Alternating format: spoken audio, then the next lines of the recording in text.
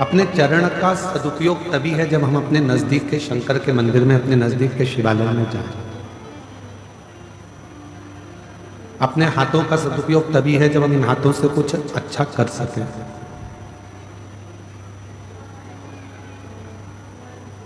इन नेत्रों का सदुपयोग तभी है जब हम इन नेत्रों से भगवान का दर्शन कर सकें। वरना शरीर तो सबको मिलता है और फिर वो शरीर छोड़कर चले भी जाते हैं।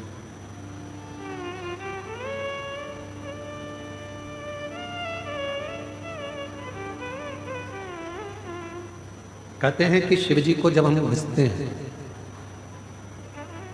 जब हम भगवान देवादिदेव महादेव का भजन करते हैं, कथा सुनते हैं या भगवान शंकर की भक्ति करते हैं, भगवान शंकर को एक लोटा जल हम समर्पित करते हैं या शिव का स्मरण करते हैं, तब भगवान देवादिदेव महादेव हमसे एक संबंध जोड़ लेते हैं। और वो संबंध एक ऐसा संबंध होता है कि वो संबंध फिर टूटता नहीं। दुनिया के सारे रिश्ते मरने के बाद टूट जाएंगे। दुनिया के सारे संबंध मरने के बाद टूट जाएंगे। और कुछ कुछ रिश्ते तो ऐसे होते हैं कि जीते जी भी लोग तोड़ लेते हैं। जरा सा किसी का काम नहीं हुआ, जरा सा किसी का आपने कार्य नहीं करा, हमारी रिश्तेदारी खत्म। हम नहीं मानते कि तुम हमारे मामा जी हो, तुम हमारे काका जी हो, तुम्हारी बुआ जी हो, तुम्हारे फूफा जी हो।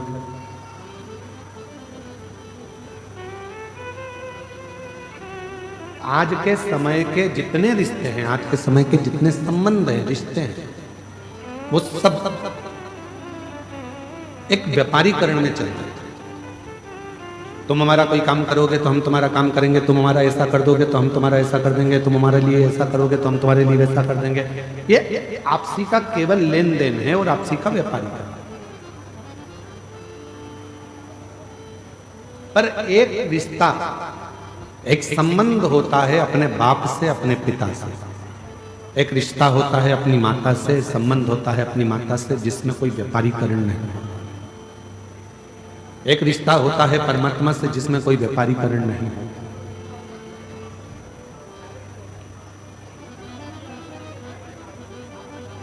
कहते हैं पानी जब बहुत उकलता है, बहुत तेज उकाली उसमें आने लगती है, दूध में, सब्जी में, पानी में जब बहुत तेज उकाली आने लगती है तो उस पर भाप आ जाती है। क्यों आती है वो भाप? उसको कंट्रोल करने के लिए।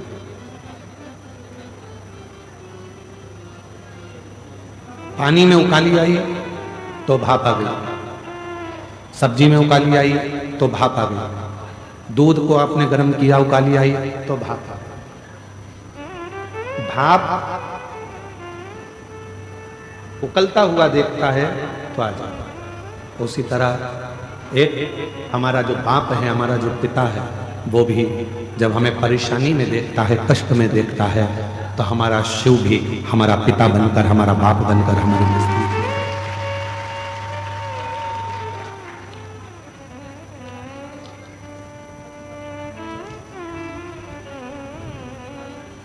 शरीर मिल जाए, प्राप्त हो जाए, जरूरी नहीं है कि वो शरीर तुम्हारा पूर्ण तरह से कार्य करे। जब तक कर रहा है तब तक उस परमात्मा की भक्ति में भी लगाओ और अपने परिश्रम में भी लगाओ। कोई तुमसे कह दे कि अपना घर छोड़कर बाबा बन जाओ, बिल्कुल मत बनो। जो बन गए हैं उनको नमन करो, प्रणाम करो। कोई तुमसे कहे कि तुम साधु बन जाओ, सन्यासी बन जाओ, संत बन जाओ, हाथ जोड़ लो। कोई तुमसे कह दे कि किसी नदी के तट पर जाकर बैठ जाओ, हाथ जोड़ लो। क्यों? शिव महापुराण की कथा कहती है कि दुनिया में सबसे सुंदर यदि कोई आश्रम है तो वो गृहस्थ आश्रम। संत को दिन भर में हजारों माला करना पड़ती है, जब करना पड़ता है तब भगवान प्रसन्न होता है। और घर में रहने वाले व्यक्ति को अगर सुबह शाम भगवान को केवल 2 बार भी नाम ले ले तो भी वो पार उतर जाता है, तर जाता है।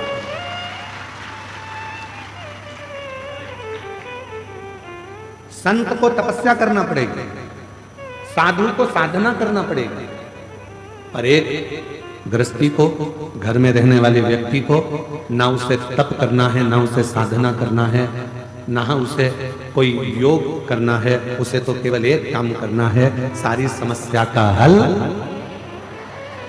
बोल बम का नारा है। बस उसको अपनी जिंदगी में एक ही चीज करना है कि चलते फिरते काम करते करते भगवत नाम लेना, भगवती स्मरण। अच्छा समय और अच्छा शरीर, ये दोनों एक साथ कभी नहीं चलते। थोड़ा ध्यान देना कथा था, आज कथा का तृतीय दिवस है। अच्छा समय और अच्छा शरीर कभी दोनों एक साथ नहीं चलेंगे। शरीर अच्छा रहेगा तो समय अच्छा नहीं रहेगा, जब समय अच्छा चलेगा तो शरीर ठीक नहीं चलेगा। पहले मन करता था बहुत बड़ा बंगला बन जाए, बहुत बड़ा मकान बन जाए, बहुत बड़ा घर बन जाए। उस समय पर समय अच्छा नहीं था, शरीर अच्छा था, तो लगता था कि मकान बन जाए, मकान बन जाए, मकान बन जाए, घर बन जाए, मकान बन जाए। समय निकल गया, शरीर शिथिल हो गया, घुटने दुखने लगे, कमर दुखने लगी, हाथ पैर दुखने लगे। तब बच्चों ने मकान बनाया। पहले मन करता था कि मकान बड़ा हो तो मैं अंदर कपड़े धो के छत पे ले जाके सुखा दूं। इतना बड़ा मेरा मकान हो, इतनी बड़ी मेरी छत हो, इतना बड़ा मेरा पूरा भवन हो कि मैं कहीं भी मेहमान आए तो ऊपर ले जाकर उनको बिठाऊं, ऊपर घूमूं, यहाँ घूमूं, वहां घूमूं। उस समय शरीर अच्छा था, समय अच्छा नहीं था। जब समय अच्छा आया तो मकान बन गया, मकान तो बन गया पर शरीर अच्छा नहीं रह पाया। अब तुमसे कोई कहे ऊपर जाके कपड़े डाली आओ, तो क्या भैया हाथ जोड़ू, तू चले जा, हमारे बस का। शरीर ठीक है, शरीर अच्छा था तो खाने के भी लाले पड़ जाते थे, व्यवस्था नहीं हो पाती थी, कुछ मिल पाता था, कुछ नहीं मिल पाता था। और अब समय अच्छा आ गया, बच्चे कमाने लगे, व्यापार व्यवसाय अच्छा चलने लगा, सब काम अच्छा हो गया, तो मालूम पड़ा थोड़ा बहुत भी खा लो तो मालूम पड़े पेट में तकलीफ हो जाती है, शरीर सही नहीं रह पाता। समय और शरीर ये दोनों एक साथ अच्छे बहुत कम चलते हैं।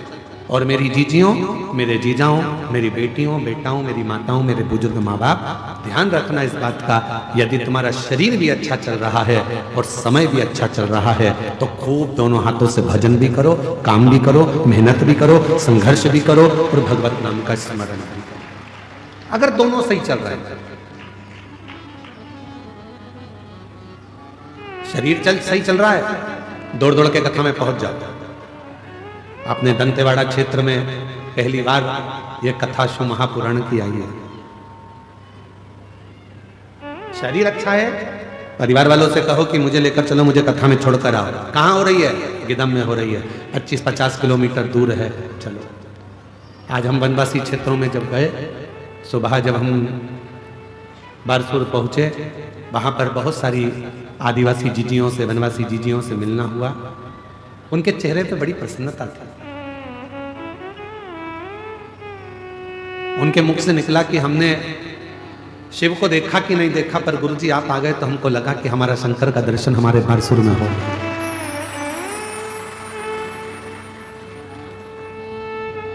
एक बहन अंदर आंख में आंसू भरकर रोने लगी, मंदिर के अंदर उसके आंसू देखा। हम शिव जी को जल चढ़ा रहे थे बारसूर के मंदिर में, 32 खंबा मंदिर में, और उसकी आंख में से जल बह रहा था। हमने कहा दीदी तुम रो क्यों रही हो? तो कहा गुरुजी पहली बार हमारे क्षेत्रवासियों ने इतनी आनंद के साथ, ये पूरा क्षेत्र नक्सल क्षेत्र रहा है, पर हमारे क्षेत्र में हमने पहली बार बच्चे से लेकर बूढ़े तक के व्यक्ति के चेहरे पर प्रसन्नता देखी है। ये शिव की, ये शिव।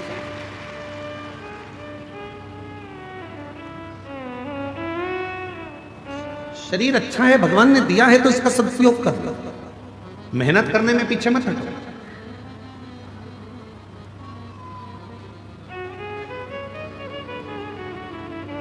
भगवान को पाने के लिए बहुत बड़ी तप की, बहुत बड़ी साधना की, बहुत बड़े उपास की, बहुत बड़े व्रत की भी जरूरत नहीं पड़ती। यहां तक शिव महापुराण की कथा कहती है कि अपने हाथ से इतना दान कर कर जाना कि तुम्हारे मरने के बाद कोई 12 और 13 ब्राह्मण को भोजन कराए कि नहीं कराए मालूम नहीं है। अपने खुद इतने व्रत कर कर जाना कि तुम्हारे मरने के बाद कोई एकादशी का व्रत करे कि नहीं करे। लोग मरने के बाद एकादशी दान देते हैं, इधर देते हैं कि नहीं देते वो हमको नहीं मालूम है। इधर छत्तीसगढ़ में इस साइड चलता है कि नहीं चलता? चलता है क्या? मरने के बाद बड़े बेटे ने 2-5 एकादशी दे दी, पोते ने दे दी, बहू ने दे दी, हमारे दादी चली गई, दादा चले गए, परदादा चले गए, उनको हमने इतनी एकादशी दी। फिर लोग मरने के बाद 2-5 एकादशी करते हैं। क्यों करो?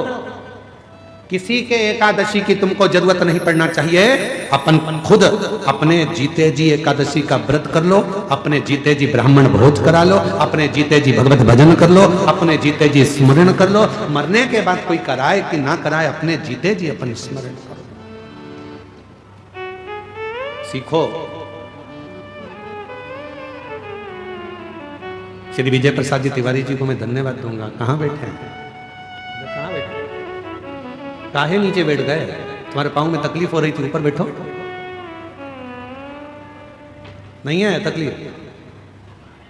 जरा इनको देखो, 82 है ना, 82। और कल इन्होंने 94 वाले से भी मिलवाया था हमको, और वो भी चल के आए थे। 81 जय हो। इतनी अवस्था होने के बाद भी इनके चेहरे की प्रसन्नता देखिए कि शिव महापुराण की कथा करवाकर इनके चेहरे पर कितना तेज आया है, कितना तेज। कोई थकान नहीं दिखती है। हमारे साथ सुबह बारसूर भी गए, दर्शन भी किया, घूमे भी। कल दंतेश्वरी माता के दर्शन करने गए, माननीय विधायक महोदय भी साथ में थे, श्री चेतरा मटामी जी भी, और आप भी साथ में थे। कोई हमारे जो साथ के बच्चे हैं वो दौड़ने में थक रहे थे, पर ये तिवारी जी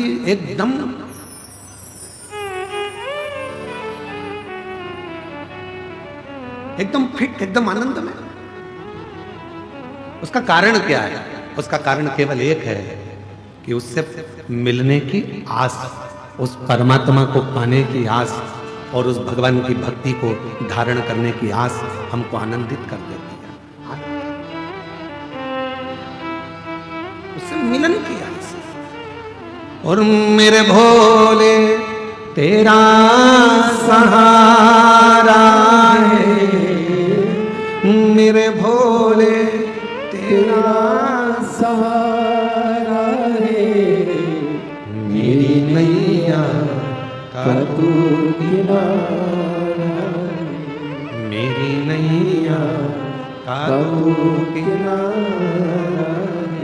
मेरे बाबा तुझे पुकारा है, मेरे बाबा तुझे पुकारा है, मेरी नैया का तू किनारा, मेरी नैया का तू किनारा। शरीर के चलते चलते अपनी एकादशी करो, शरीर के चलते चलते दान करो, शरीर के चलते चलते खूब संघर्ष करो, शरीर के चलते चलते भगवत भजन करो। शरीर नहीं चलेगा तब कुछ नहीं कर सकते।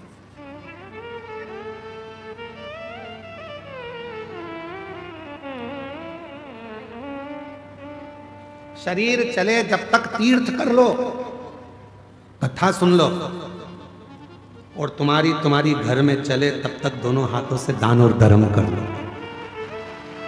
दोनों हाथों से पुण्य कर लो, सत्कर्म कर लो। जब तुम्हारे घर में नहीं चलेगी ना, 5 रुपए भी तुम अपनी किसी को दे नहीं पाओगे। यहां तक कि बेटी को भी अगर कुछ देना है तो 50 बार सोचना पड़ेगा, देऊंगी और कोई ने देख लिया तो।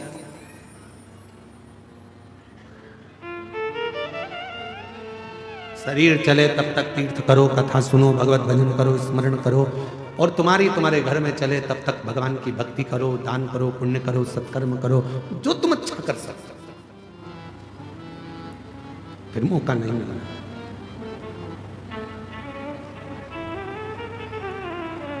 पहली कथा है हमारे जीवन की, जिस कथा में इस बस्तर क्षेत्र में, नक्सल क्षेत्र में, आदिवासी वनवासी क्षेत्र में पहले भी कथा करी, पर यह पहली वनवासी आदिवासी क्षेत्र की ऐसी कथा है जिसमें आसपास के पूरे गांव के लोगों ने मिलकर 10 लाख खाने की पत्तल बनाई है, पत्ते की, भोजन करने के लिए।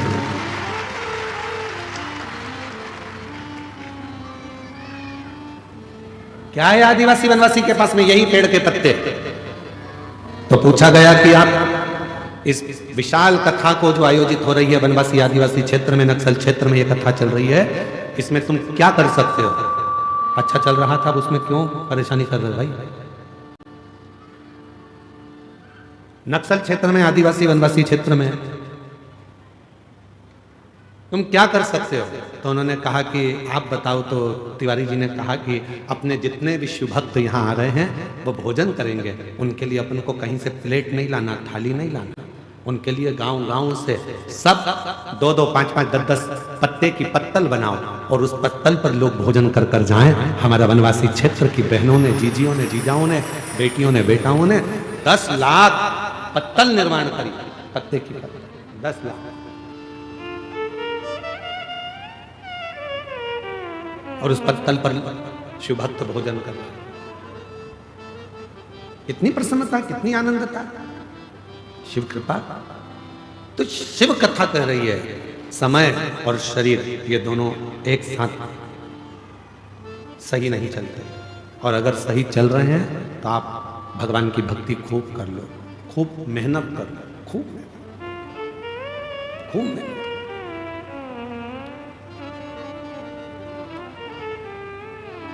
महाराज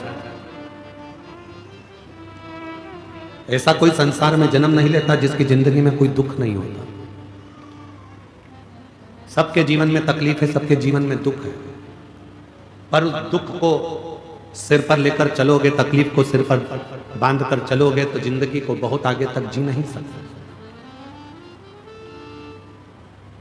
जी नहीं पाओगे। कल एक मां मिली थी, वो कह रही थी गुरुजी मेरा बेटा चले गया है। आज सवेरे हम जब बारसूर गए थे तो वहां एक बहन जी कह रही थी कि मेरे बेटे को ये तकलीफ भी है और साथ में मेरा पति भी नहीं है, बहुत दुख की जिंदगी है, बहुत दुख। हमने उस बहन से एक ही बात कही कि अगर तुम्हारा विश्वास पक्का है तो एक ना एक दिन तुम्हारा बेटा चलेगा जरूर। अगर विश्वास, एक पत्र आया है,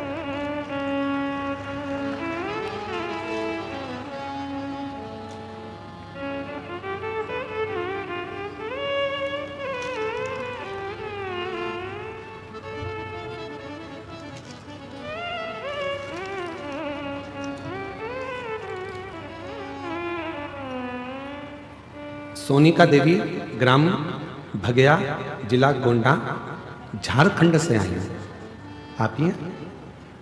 आ जाइए, एक बेलपत्र लेकर जाइएगा, एक बार वापस आते लगा। बच्चा आया है के साथ में? आ जाओ।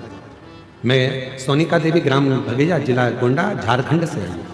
बाबा क्या वर्णन करूं, मेरा लड़का चल नहीं पाता था, ना बोल पाता था, इसके पांव भी नहीं चलते थे, इसे बोल भी नहीं सकता था।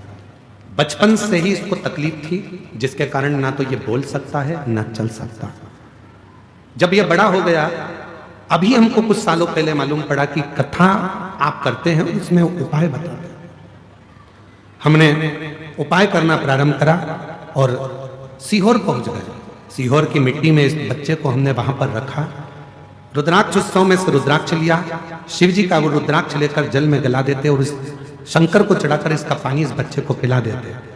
बेलपत्र चढ़ी हुई बच्चे को खिला देते।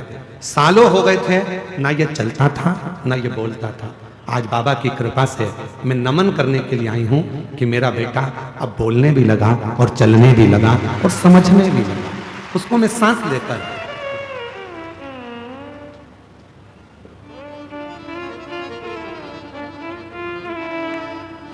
कृपा का क्या भरोसा, कब किस पर हो जाए, जरा सी हम पर कर दो, जरा सी हम पर कर दो। तेरी कृपा का क्या है भरोसा, माइक में किस पर हो कॉर्डलेस। जाए, जरा से हम पर कर दो, जरा से हम पर कर दो।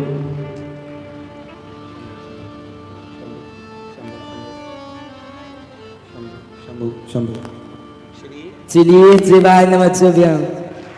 जोरदार ताली बजाओ। ना चलता था ना बोलता था, सब दूर घूम ली, पत्र में लिखा, आखिरी में हिम्मत हार कर शिव के दरवाजे गई और कुबरेश्वर बाबा के दरवाजे पर लेकर गई और शिव की कृपा से वहां का रुद्राक्ष लेकर आई। आज बाबा की कृपा से चलकर भी आया है और बोल भी रहा है। ये शिव की जिस पर भी हो गई तेरी कृपा करुणा, वो भव पार हुआ, भव पार हुआ। पापी हो चाहे। दीदी कह रही हैं, जब ये चलता नहीं था, बोलता नहीं था, तो लोग बहुत आड़ा टेढ़ा कहते थे, ताने देते थे, अपशब्द कहते थे, पर बाबा ने मेरे बेटे को चला भी दिया और बुला भी दिया। ये शिव कृपा, शंकर कृपा। जिस पर भी हो गई तेरी कृपा करुणा, वो भव पार हुआ, भव पार हुआ। जब तक शिव कृपा न करे दुनिया में कोई कुछ कर ही नहीं सकता, कुछ नहीं। ये उसी की उदारता, ये उसी की करुणा।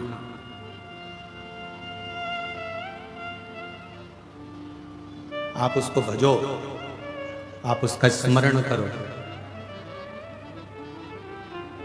कैसे नहीं देगा वो? क्या मानते हो भोलेनाथ जी को आप? बोलो बोलो जरा, सब गिदम वाले बोलो। पिता, बहुत बढ़िया। शिव को अपना बाप मानो, क्योंकि एक रिश्ता ऐसा होता है जिसमें देना नहीं पड़ता है, वो अपने को देता रहता है हमेशा। वो बाप और बेटी का रिश्ता, वो बेटे और बाप का रिश्ता। एक सिर पर बोझ रखकर यदि तुम चलोगे, गुरुजी ये दुख है, ये दुख है, दुख है, तो आगे नहीं बढ़ता। जिस समय पर कुबरेश्वर बाबा की धरा पर, सीहोर कुबरेश्वर धाम जिंदगी में जब भी पहुंचो, उस बाबा की धरा पर रहने का प्रयास करो। सीहोर आना कुबरेश्वर धाम पर तो ये विचार कर आना कि हमें होटलों में नहीं ठहरना है। सीहोर आना कुबरेश्वर धाम पर तो ये विचार कर आना कि हमको किसी के घर में या किसी होटल में जाकर नहीं ठहरना। गांव में बेटी आ जाए और मामा जी के यहाँ ठहरे या काका जी के यहाँ ठहरे तो बाप को अच्छा नहीं लगता। अगर कुबरेश्वर धाम सीहोर आओ तो किसी होटल में मत ठहरो, अगर ठहरना है तो अपने बाप के घर कुबरे भंडारी के दरवाजे पर आकर ठहरो। भले कमरा ना मिले तो कुबरेश्वर धाम पर गादी, ओढ़ने का कम्बल सब निःशुल्क मिलता है। ओढ़ो, वापस जमा कर दो, वहां कोई चीज का पैसा नहीं लगता। गादी भी बिछाओ, कम्बल भी ओढ़ो, यहाँ तक भोजन व्यवस्था निःशुल्क है। और अभी थोड़े दिन की बात है, वहाँ एक बहुत बड़ा टीन शेड बन रहा है, 400 शौचालय बन रहे हैं, वहाँ पूरी व्यवस्था हो जाएगी। तुम्हें कहीं जाने की जरूरत नहीं, किसी होटल में ठहरने की जरूरत नहीं। तुम बाप की बेटी हो, अपने पिता के घर में आई हो, तो उसी के यहाँ दरी बिछा कर सो जाओगी और वो करुणा कर दे। किसी होटल में ठहरने की जरूरत नहीं है। अगर आप कुबरेश्वर धाम आओ, आप तो केवल उस बाप के घर में आए हो, तो बाप के यहाँ ठहरो। पिता के घर में जब ज्यादा लोग आ जाते हैं तो दरी बिछा के ही तो सोते हो अपने बाप के घर में। बोलो बोलो, ईमानदारी से बोलो। 4-5 बहन आ गई, जमाई आ गए, बच्चे आ गए, तो पिताजी क्या कहेंगे? बेटा ये गादी पड़ी है, दरी पड़ी है, बिछा लो, सब यहाँ लाइन से सो जाओ। बस बाप के आंगन में ऐसे ही सो लो। पर उस बाप के घर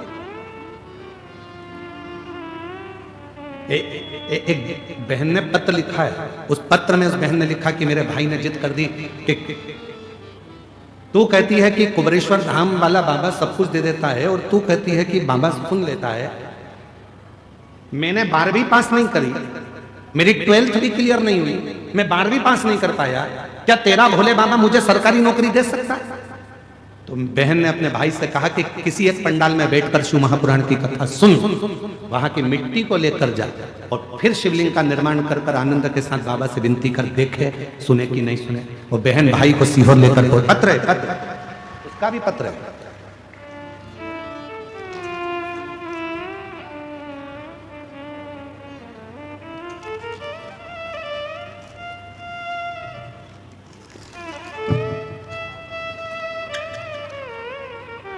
मेरा नाम नीतू चौहान है, मैं ग्राम पुष्पनार भैरमगढ़ जिला बीजापुर से आई हूँ। कहीं बैठी हो जी आप ही हैं, आ जाइए एक बेलपत्र लेकर जाइए। मेरा नाम नीतू चौहान है, मैं ग्राम पुष्पनार भैरमगढ़ जिला बीजापुर से आई हूँ। आज मैं इस पत्र के माध्यम से बाबा के चमत्कार को बताना चाहती हूँ कि बाबा की कृपा से बड़े भैया श्री अरुण सिंह भदौरिया, जो कि 12वीं की परीक्षा किसी कारणवश नहीं दे पाए थे और उन्होंने शर्त रख दी थी, क्या भोले बाबा मेरी सरकारी नौकरी लगा सकते हैं? मैंने बड़े भाई से कहा था कि यदि कुबेरेश्वर धाम गए हो, शिव जी की पूजन करी है और एक पंडाल में बैठकर अगर कथा सुनी है और तुमने मांगा वो देगा जरूर। मेरे भाई ने शर्त लगा ली। 2023 में मेरे भाई ने उसी समय पर एक कथा यहीं छत्तीसगढ़ में श्रवण करी और बाबा की ऐसी कृपा हुई कि 2023 में कथा सुनकर आया और 1 साल पूरा हुआ और बाबा की कृपा से मेरे भाई की सरकारी नौकरी लग गई। आज वो जिला सुकमा के चीफ ब्यूरो के पद पर कार्यरत हैं। ये शिव, ये शंकर की उदारता है, ये शंकर की करुणा है। आप कितनी मेहनत कर रहे हो, कितना परिश्रम कर रहे हो और साथ में कितना विश्वास कर रहे हो, यह आपके ऊपर निर्भर करता है, आपके ऊपर निर्भर करता है। मेरी जीजियों, दंतेवाड़ा क्षेत्र के मेरे बहन भाई, इस बात का याद रखना कि तुम्हारी दृष्टि में दुनिया के लोग कहते हैं ये शिव महापुराण की केवल कथा है और इसको कथा मत समझना। यहाँ बैठकर जब आप नेत्र बंद कर कर बाबा से कुछ मांगते हो, समझ लेना अपने बाप से बेटी बनकर बेटा बनकर पुकारते हो तो वो बाप अपना बच्चा समझकर तुम्हारी झोली में खुशियां जरूर डालता है, वो देता है। खाली न जाता कोई दर से तुम्हारे, खाली न जाता कोई दर से तुम्हारे और मैं भी खड़ी हूँ बाहें पसारे, अपने हृदय से लगा लो गिरा जा रहा हूँ, उठा लो भोले अपने दर से अब तो न टालो, गिरी जा रही हूँ, उठा लो। एक विश्वास, ये शरीर चले, समय अच्छा चले तो परमात्मा की भक्ति भी करो और परिश्रम भी करो, मेहनत करो।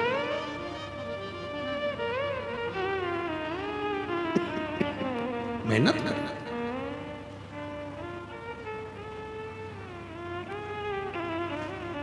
कल जो परसों एक लेटर भेजा गया था उसमें प्रश्न था, तीसरे दिन की कथा, तीसरा प्रश्न,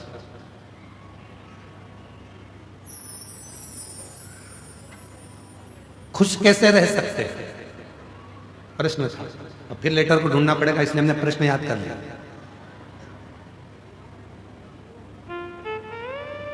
18 प्रश्न है, 18 प्रश्न में से तीसरा प्रश्न है खुश कैसे रह सकते हैं।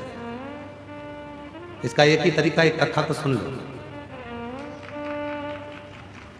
खुश रहने के लिए एक कथा अपनी जिंदगी में उतार लो कि एक लड़का एक गुरुजी के पास में पहुंचा और गुरुजी से बोला कि गुरुदेव खुश कैसे रह सकते हैं। गुरुजी ने कहा चल मैं तेरे को बता दूंगा खुश कैसे रह सकते हैं। ये मेरा पानी का जो हंडा है इसको तू थोड़ा सिर पे रख ले, अपने को थोड़ा काम कर कर आते हैं फिर मैं बताऊंगा तेरे को। उसने सिर पर पानी का हंडा रख लिया, दोनों हाथों से पानी पकड़कर चलता रहा 2 किलोमीटर, 3 किलोमीटर, 4 किलोमीटर, 5 किलोमीटर चलता। अब उसके हाथ भी दुखे, सिर भी दुखे, चलते जा। कुछ कैसे 6 किलोमीटर चलने के बाद वो इतना थक गया गुरुजी ने आखिरी में कहा, बेटा अब तू इस पानी के मटके को नीचे रख दे। उसने पानी का मटका जैसे ही नीचे रखा, इतना आनंद में हो गया, इतना खुश हो गया। गुरुजी ने पूछा, क्यों बेटा, खुशी मिली? हाँ गुरुजी, जब तक सिर पे था इतना वजन लग रहा था, हाथ भी दुख रहे थे, सिर भी दुख रहा था, चलते भी नहीं बन रहा था, अब एकदम आनंद में हो गया। गुरुजी ने कहा, बस खुश रहने का सबसे सुंदर तरीका है, जितने भी बोझ हैं उनको हटा दो। किसी ने क्या कहा, उधर जाने दो। किसने क्या बोल दिया, उधर जाने दो। एकदम खाली रहो। और हम क्या करते हैं, बोझ इकट्ठा करते हैं। मम्मी ने ये बोल दिया, पापा ने ये बोल दिया, काका जी ये बोल दिया, उसने ये बोल दिया, बहन ने ये बोल दिया, ना जाने किसका फोन आया था, उसने मेरे को ऐसा कह दिया, उसने ऐसा मैसेज डाल दिया, उसने ऐसा कमेंट कर दिया। दिन भर बोझ बोझ बोझ बोझ बोझ बोझ, और इतना बोझ अपनी बुद्धि में इकट्ठा कर लिया कि हम खुशी से जिंदगी नहीं जी पा रहे। अगर सुख चाहिए तो बोझ हल्का करना प्रारंभ कर दो, सुख की जिंदगी प्रारंभ हो जाए। तीसरे प्रश्न का उत्तर है, भार लेकर मत जियो। जिसने 18 प्रश्न लिखे हैं, 7 दिन में हमको उसका इंतजार है। जिसने 18 प्रश्न लिख के भेजे हैं, अगर वो 7 दिन में अगर आ जाए तो मिलने व्यासपीठ पर जरूर आना, उसको मेरे को माला पहनाना है। जोरदार प्रश्न उनका। आ जाओ, बेलपति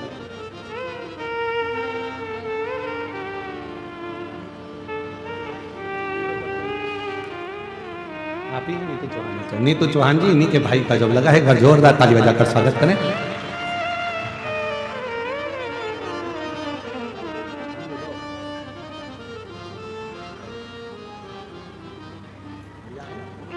आप ही का लगा है, ये भाई हैं, इन्हीं का ही जॉब लगा है। एक बार जोरदार ताली बजाकर साधुवाद करिए। विश्वास नहीं था भोलेनाथ पर अब रोज मंदिर जाते हैं, रोज एक लोटा जल चढ़ाते हैं। इतना भरोसा बाबा पर कर लिया है। ये शिष्य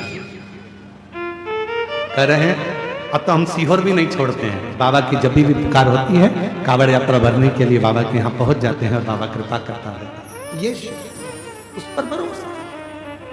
खुश कैसे रहें? तीसरा प्रश्न था।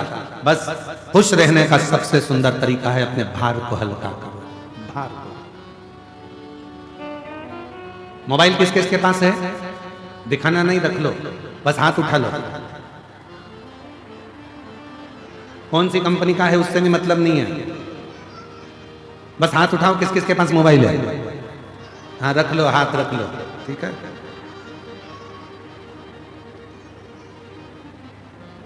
फोटो आते हैं मोबाइल में, वीडियो आते हैं मोबाइल में। ज्यादा ग्रुपों में जुड़ जाओगे, ज्यादा फोटो ज्यादा वीडियो आना चालू हो जाएंगे। आता जाएगा, आता जाएगा, आता जाएगा, आता जाएगा, आता जाएगा, आता जाएगा। बाद में मोबाइल एकदम हैंग हो जाएगा, फिर हिलेगा न डुलेगा। बोलो बोलो, सही है कि गलत है?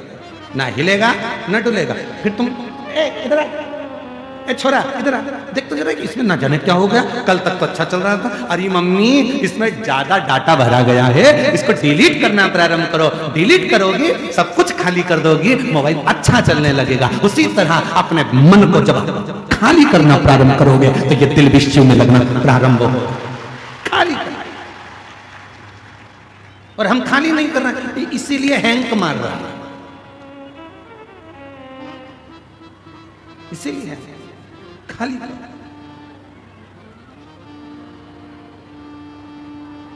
काम काम की चीज रखो जो तुम्हारे काम की है, बाकी का क्या रखो। कचरा इकट्ठा मत करो। इसने निंदा कर दी, उसने बुराई कर दी, इसने अपशब्द कह दिया, उसने ताना दे दिया, उसने आड़ा टेढ़ा कह दिया, उसने ये बोल दिया, उसने वो। दुख किसको नहीं है? संसार में अगर जन्म लिया है तो संसार में जब हम, और आप क्या, भगवान भी अगर इस संसार में जन्म लेते हैं तो उनको भी दुख का सामना करना पड़ता है।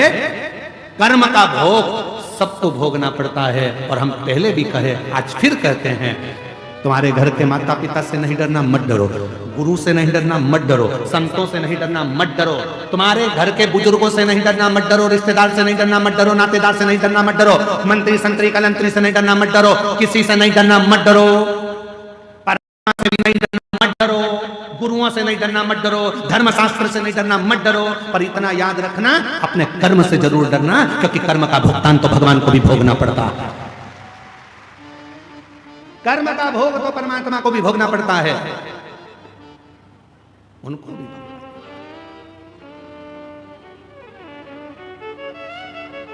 मां जानकी जी ने एक चिड़िया को कैद में रखा था, तो मां जानकी जी को कैद में रहना पड़ा। राम जी ने छुपकर बाली को बाण मारा था, वही बाली ने छुपकर कृष्ण अवतार में भगवान कृष्ण को बाण मारा।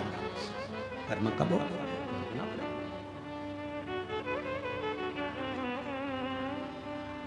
मत बुरे कर्म कर बंदे, वरना पछताएगा।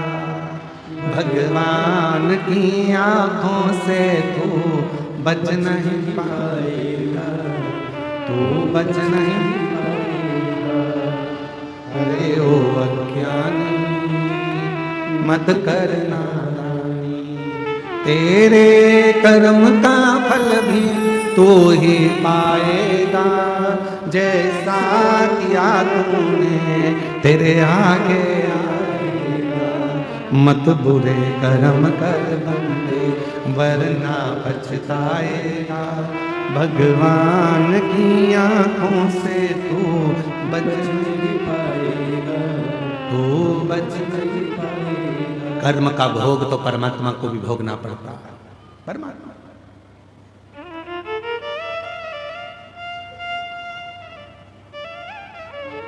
किसने नहीं भोगा? किसने?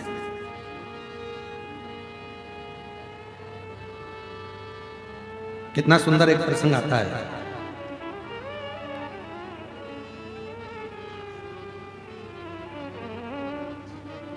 एक सेठ जी सबको पैसा उधार देते थे, सब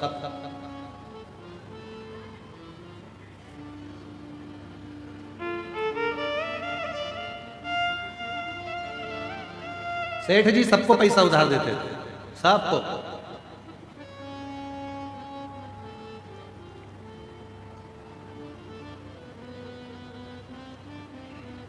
उनके बोर्ड पर लिखा था, हमारे यहां पैसा उधार मिलता है।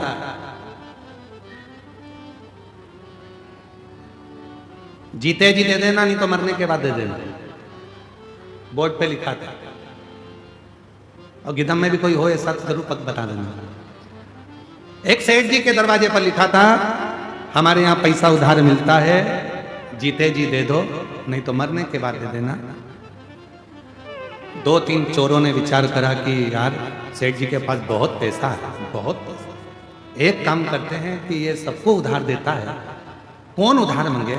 एक काम करते हैं, आज इसकी तिजोरी का पूरा माल निपटा जाता है, सब चुरा लेते हैं। जब इतना पैसा है और सबको उधार देता है तो सब चुरा लेते हैं, सारा के साथ।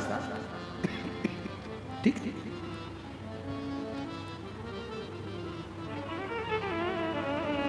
चोरों ने विचार करा, आज रात्रि को सेठ जी के तिजोरी में से माल चुराना। ये बहुत उधार देता है।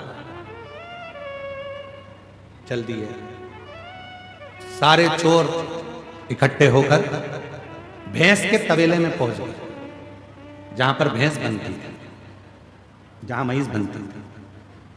छुप गए। सेठ जी अलमारी बंद करेगा, जाएगा और अपन पूरा के पूरा माल चुरा लेंगे। भैंस के तबेले में, भैंस के गाड़े में वो जाकर छुप गए, जहां भैंसें बंधी हुई थी। चोरों ने छुपकर बैठे थे। इतनी देर में भैंस आपस में बात करने लगी। एक भैंस ने दूसरी भैंस से पूछा, ओ जीजी तो कितने साल से सेठ जी के यहाँ दूध दे रही है? उसने कहा मुझे 4 साल हो गए। दूसरी से पूछा, तुझे कितने साल हो गए? मुझे 10 साल हो गए सेठ जी के यहाँ दूध देते देते। तीसरी ने पूछा, तुझे कितने साल हो गए? उसने कहा मुझे 12 साल हो गए सेठ जी के यहाँ दूध देते देते। सब आपस में बात कर रही थी। इतने में एक बूढ़ी भैंस के पास में पहुंची। एक भैंस उससे पूछा, तू कितने सालों से दूध दे रही है? कि मेरी पूरी जिंदगी यहीं दूध देते देते निकल गई। सेठ जी नोच नोच के दूध निकाल लेता है। तो उसने पूछा बूढ़ी भैंस से, एक बात बता, आखिर अपन सब सेठ जी के घर में इतना दूध क्यों दे रहे हैं? कि सेठ बहुत समझदार है, उसने दरवाजे पर लिख कर रखा है, उधार लिया है, जीते जी दे दो, नहीं तो मरने के बाद देना। मैं जीते जी नहीं दे पाई, इसलिए मरने के बाद भैंस बन के निचोड़ निचोड़ के निकाले जा रहा है, सारा दूध निकाले जा रहा है, सारा। इसलिए मेरी जीजियों मेरे जी जाओ, सावधान इंडिया, सावधान हो जाओ। किसी का लिया है तो दे दो, नहीं तो मरने के बाद वो नोच नोच के निकालेगा। फिर अगला जन्म ना जाने कौन सा होगा और हमको चुकाना पड़ेगा।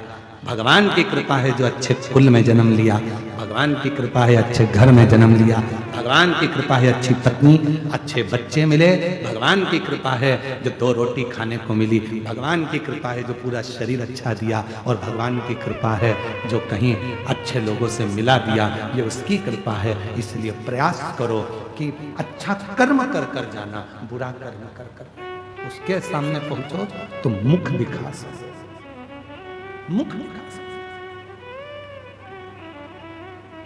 कर्म। कितना सुंदर व्याख्यान कश्यप बाबा का कथा आती है, कश्यप ऋषि की कथा आती है। कश्यप बाबा स्वयं एक यज्ञ की रचना करे और उस यज्ञ की रचना करने में कश्यप बाबा को गौ माता की जरूरत पड़ी कि गाय लाओ, यज्ञशाला में बांधना है। कश्यप ऋषि गाय लेने के लिए वरुण देवता के पास चले गए। वरुण जी गाय चाहिए। वरुण जी ने कहा कश्यप बाबा गाय तो दे दूंगा पर गाय के बछड़े भी हैं, इनको भी लेकर जाओ। कश्यप ऋषि ने कहा मुझे गौ माता से मतलब है, मुझे बछड़े से कोई मतलब नहीं, मुझे बछड़ा नहीं चाहिए। खूब समझाया वरुण बाबा ने पर नहीं माने कश्यप ऋषि। आखिरी में फिर यज्ञशाला में पहुंचे। विद्वान ब्राह्मणों ने कहा इस यज्ञ को पूर्ण करने के लिए गौ माता की जरूरत है, गाय ला कर दो। कश्यप ऋषि गए, आधी रात को वरुण जी की गौशाला में जाकर गौ माता को खोल कर लेकर आ गए। उनके बछड़े रंभाने लगे, चिल्लाने लगे बछड़े। जब गौशाला में से बछड़े की आवाज आई, वरुण जी दौड़ कर गए। जाकर देखा बछड़े रो रहे थे। क्या हुआ? गौशाला में जाकर देखा तो गाय नहीं थी पर बछड़े थे। मालूम पड़ा कि कश्यप ऋषि यज्ञ को कराने के लिए गाय लेकर चले गए। बछड़े खोलकर कश्यप बाबा के यज्ञशाला में वरुण जी पहुंच गए। वरुण जी ने कहा कश्यप बाबा आप यज्ञ करो मना नहीं है, आप गौ माता को रखो मना नहीं है, पर इन बछड़ों को भी साथ में रखो। गाय बिना बछड़े के कैसे रहेगी? बछड़े के बिना गाय सुनी और गाय के बिना बछड़ा सुना। कश्यप ऋषि नहीं माने, यज्ञ करने के लिए केवल गौ माता की जरूरत है इसलिए गाय को रखूंगा, बछड़ा नहीं चाहिए। वरुण जी ने हाथ जोड़ लिए, आप या तो गाय वापस कर दो या फिर बछड़े रखो। पर कश्यप बाबा नहीं माने। आखिरी में वरुण जी जाते जाते कह दिया सुनो कश्यप ऋषि, तुम ऋषि हो गए अपनी जगह के, संत हो गए अपनी जगह के, मैं वरुण आज श्राप देता हूं, तुम्हारा अगला जन्म वसुदेव के रूप में होगा। और जैसे मेरे बछड़े अपनी गाय के लिए रो रहे हैं वैसे ही तुम भी अपनी औलाद के लिए रोओगे। और वो वसुदेव जी के घर में बच्चे हुए और रोना वसुदेव बाबा को पड़ा, रोना वसुदेव जी को पड़ा। कर्म का दंड मनुष्य को भोगना है। अगर परमात्मा ने हमको अच्छा हाथ दिया, अच्छा पांव दिया, नेत्र दिया, शरीर दिया, सारा शरीर अच्छा बनाया, परमात्मा को धन्यवाद देना कि तेरी कृपा से प्राप्त हुआ, तूने दिया तेरी करुणा से।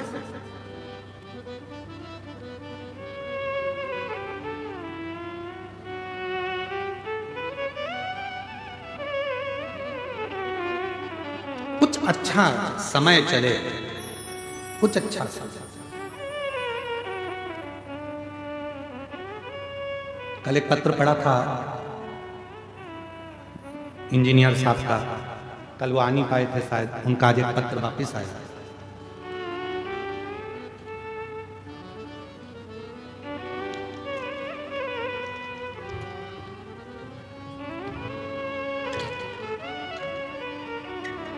मेरा नाम जीवन लाल जी गोयल है। गुरुदेव मैं क्षमा चाहता हूँ, कल आपने पत्र पढ़ा और मैं पहुँच नहीं पाया था क्योंकि मैं कार्य में लगा हुआ था। कहीं बैठे हैं? जीवन लाल जी गोयल आप ही हैं? ऐसा हाथ हिला दीजिए, आ जाइए बेल पत्र लेकर। गुरुदेव सरकारी नौकरी नहीं थी, किसी के कहने पर पहली कावड़ यात्रा करने के लिए सीहोर गया था। सावन के महीने की कावड़ करी, वापिस आ गया। बाबा की कृपा से ऐसी करुणा बाबा ने कर दी कि मेरी गरियाबाद छत्तीसगढ़ का हूं और बाबा की कृपा से आज मैं सिविल इंजीनियर के पद पर दंतेवाड़ा में पदस्थ हो गया हूं। मैं बाबा को धन्यवाद देने के लिए, ये शिव की उदारता और बाबा की ही कृपा से शिव ने साथ रखा। हर वर्ष कावड़ यात्रा में सीहोर जाता हूं और कावड़ भरकर आता हूं। जितनी बार कावड़ भरकर आता हूं मेरा बाबा कुछ ना कुछ मुझे जरूर देता है, ये मैंने देखा। ये शिव तत्व है, ये शंकर की कथा। आप उस पर आश्रित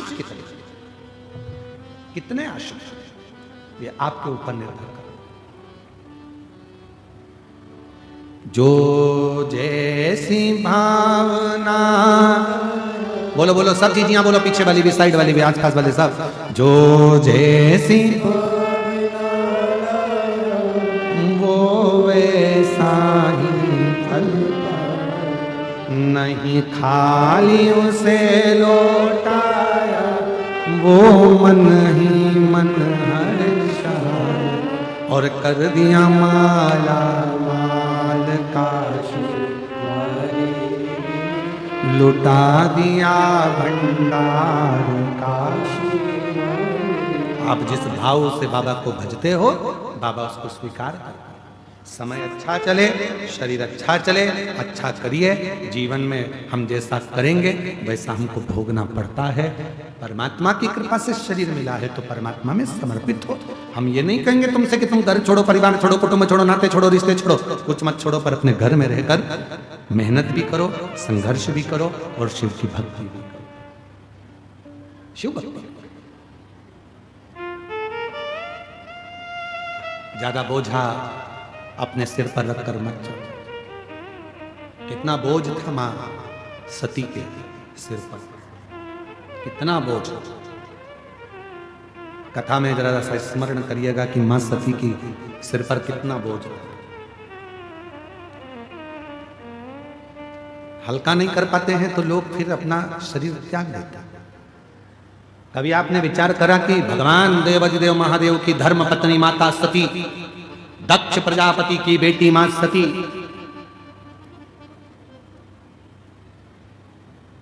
कोई साधारण थी क्या?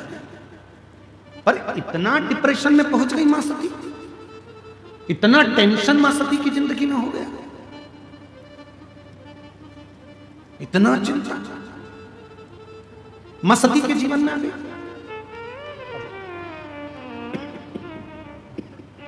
आइए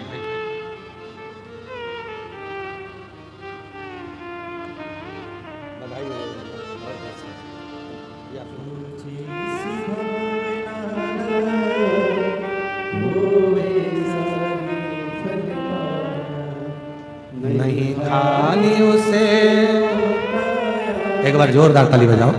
बाबा की कृपा से प्रत्येक वर्ष हर साल कावड़ भरने के लिए कुबेरेश्वर धाम जाते हैं, और जितनी बार जाते हैं उतनी बार बाबा से कुछ लेकर आते हैं। ये शिव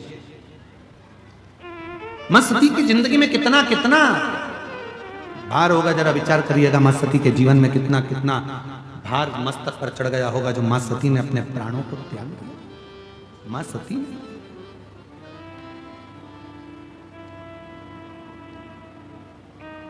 विचार करिए। मां सती बैठी हुई थी, पिता ने यज्ञ रखा था, यज्ञ सबको बुलाया था, मां सती को, शिव को नहीं।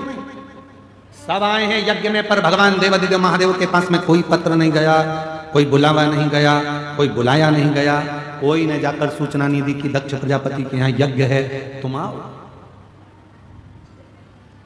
बल्कि यज्ञ के पहले दक्ष प्रजापति ने एक सभा रखी थी। उस सभा में भगवान देवाधिदेव महादेव बैठे थे और सब बैठे हुए थे। दक्ष प्रजापति का आगमन हुआ था। शंकर भगवान उठकर खड़े नहीं हो पाए, सब खड़े हो गए, शिव खड़े नहीं हुए, तो दक्ष प्रजापति को क्रोध आ गया था। श्राप दे दिया, हे शिव, मेरी बेटी सती का विवाह तेरे साथ में हुआ है और तूने अपने ससुर का अपमान करा है। मैं तुझे श्राप देता हूं कि तू शमशान में निवास करेगा। जैसे ही शंकर भगवान ने सुना शमशान में निवास करूंगा, शिव जी प्रसन्न होने लगे, नाचने लगे। भगवान ब्रह्मा विष्णु ने पूछा, भोलेनाथ आपको श्राप लगा है और आप नाच रहे हो? शंकर भगवान कहते हैं, इसको श्राप कहते हैं क्या? मेरे ससुर मेरे बारे में कितना अच्छा सोचे हैं, मेरे ससुर ने मेरे लिए कितना अच्छा सोचा। उन्होंने मुझे शमशान का निवास दिया। मेरे ससुर के बराबर दुनिया में कोई ससुर नहीं होगा जो इतना अच्छा सोचा। प्लाट भी दिलाया तो ऐसी जगह दिलाया जहां कोई कब्जा ही नहीं करेगा। इससे जोरदार जगह कहां हो? लोग मकान पर कब्जा कर सकते हैं, दुकान पर कब्जा कर सकते हैं, फैक्ट्री पर कब्जा कर सकते हैं, जगह पर कब्जा कर सकते हैं, पर दुनिया का कोई व्यक्ति नहीं कि जहां पर व्यक्ति को जलाया जाता हो उस जगह पर कब्जा कर ले।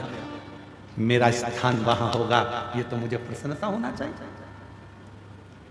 प्रसन्नता पर दक्ष प्रजापति ने ठीक नहीं किया, ठीक नहीं। सती मैया के ऊपर टेंशन आ गया, मेरे पिता ने मेरे पति का अपमान कर दिया, चिंता में पड़ गई, बहुत ज्यादा चिंता। कितनी चिंता होती है जब घर में शादी होती है और शादी के समय पर जीजी को तो खूब पूछो, बहन जी बहन जी बहन जी, और जीजा जी को फूफा जी को मत पूछो। तो वो सत्यनारायण भगवान की पंजेरी का प्रसाद खा के फूफाई करते रहते।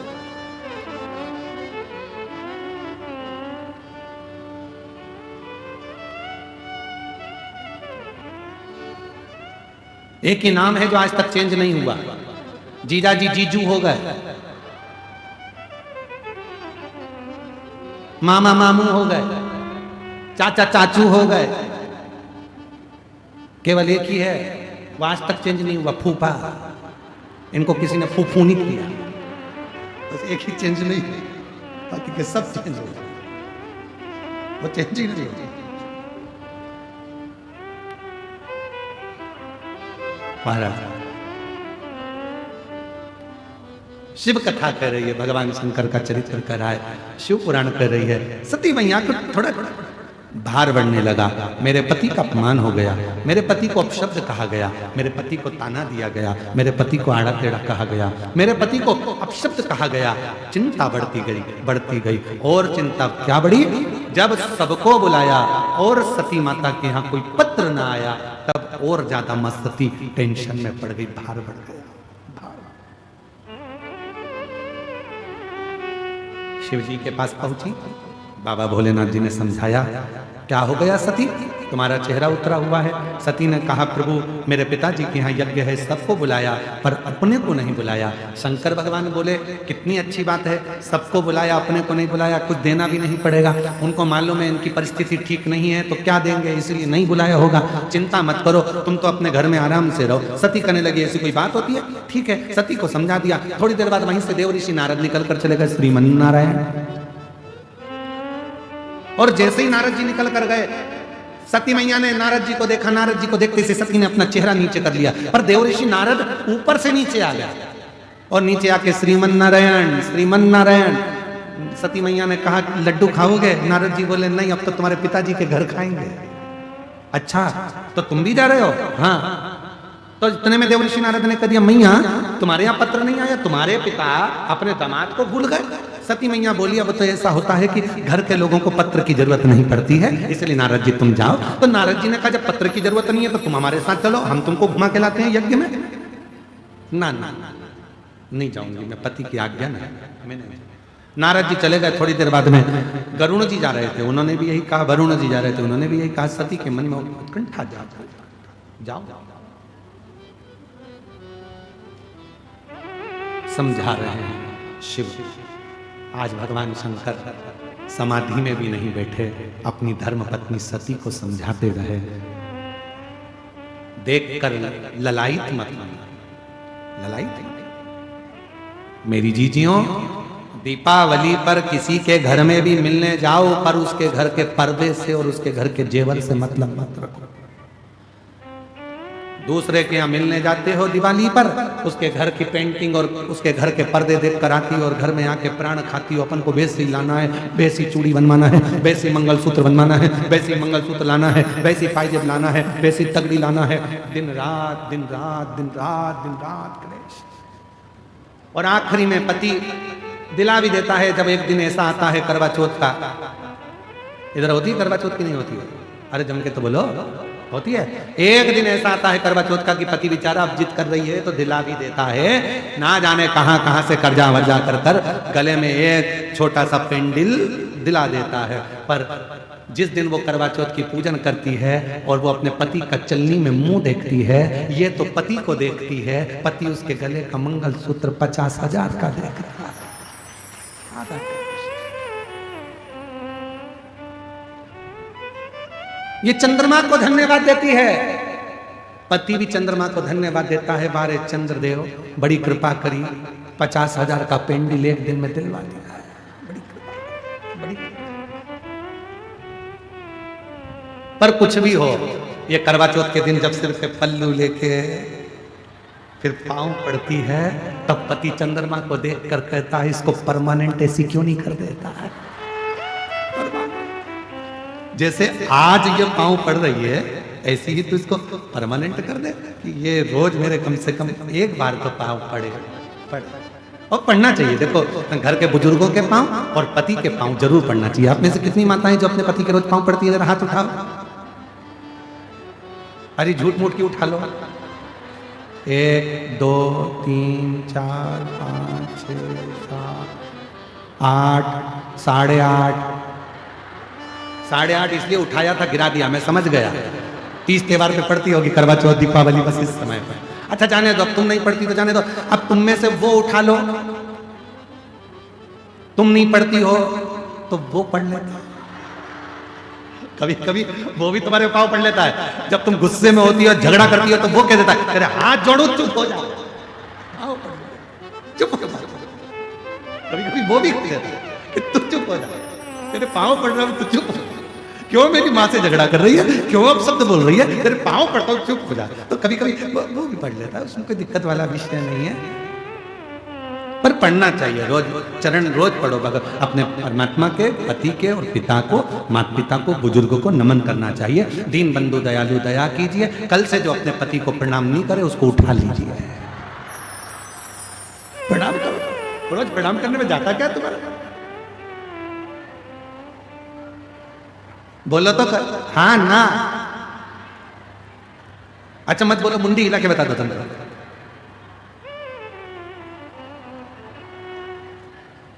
करना चाहिए, रोज प्रणाम करने में थोड़े ना कुछ घटता है, अपने कुछ नहीं करता। महाराज शिव कथा कह रहे हैं, शिव की शरण में आ जा,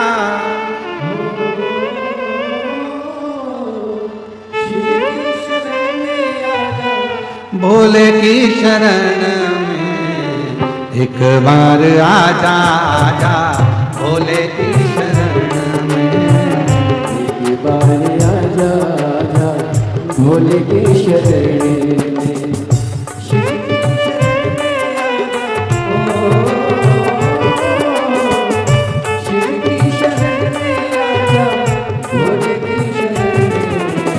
दोनों हाथों से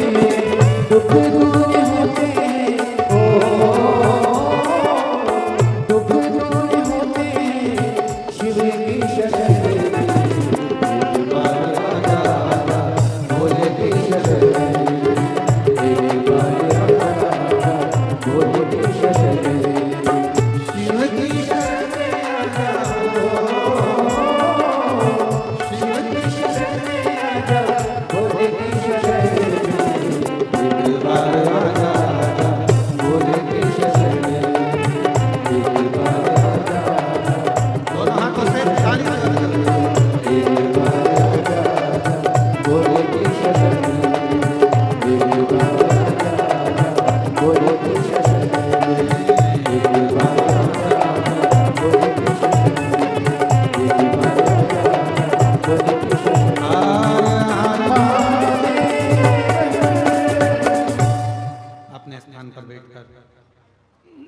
बाबा देवादिदेव महादेव को अपने मन का भाव कहिए, दिल से प्रार्थना करिए, विनय करिए, विनती करिए। बाबा को अपने मन का भाव हृदय से प्रेम से बाबा को कहिए। जहाँ जगह मिले वहाँ बैठकर शिव जी को मन से प्रार्थना करो, विनय करो, विनती करो।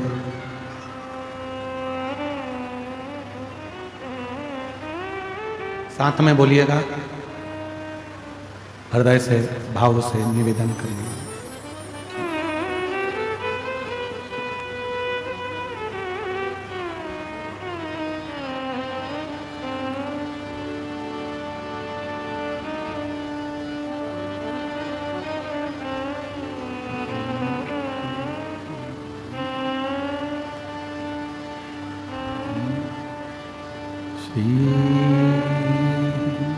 शिवाय नमस्तुभ्यं,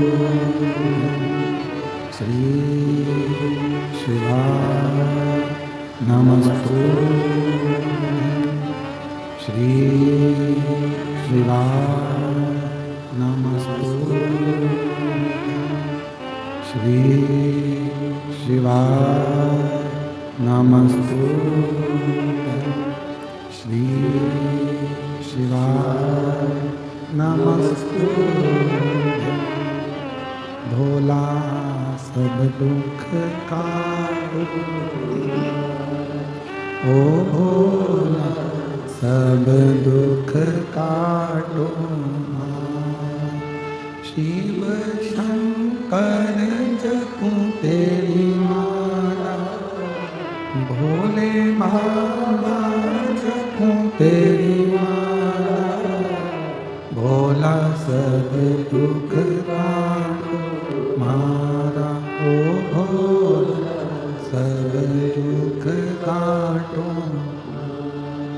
वेश है मंगल मंगलकारी, वेश है मंगल मंगलकारी। शमशान वासी शमशान वासी ओ भोला सब दुख काटो मारा, ओ भोला सब दुख काटो।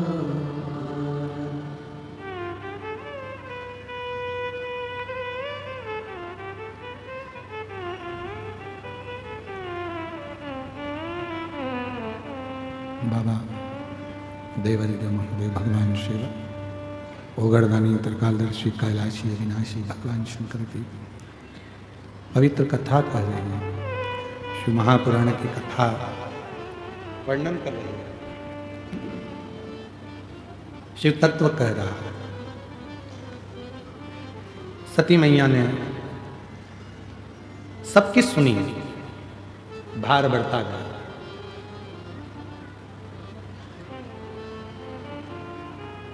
शिवजी ने माता सती को बार बार समझाया, सती जरूरी नहीं है कि हमारे यहाँ पत्र आए और जरूरी नहीं है कि हम यज्ञ में जाएं। जरूरी यह है कि जो यज्ञ हो रहा है वो अच्छे से हो जाए। कितना सुंदर बात भगवान देवादिदेव महादेव ने कही। आप भी अपनी जिंदगी में ये उतारिए। कोई अच्छा काम हो रहा हो, हाथ आगे बढ़ाकर उस कार्य में सहयोग प्रदान करो। टांग मत अड़ाओ, हाथ थोड़ा सा आगे बढ़ाओ, जिससे हमारे क्षेत्र में, दंतेवाड़ा क्षेत्र में, गिदम में जो इतना दिव्य और भव्य जो आयोजन हो रहा है, शिव की कृपा से बाबा कुबेर भंडारी यहाँ आए हैं कथा करने के लिए, तो बाबा की कृपा से ये सफल है। इसको आगे बढ़ाने का प्रयास है, वो बड़े।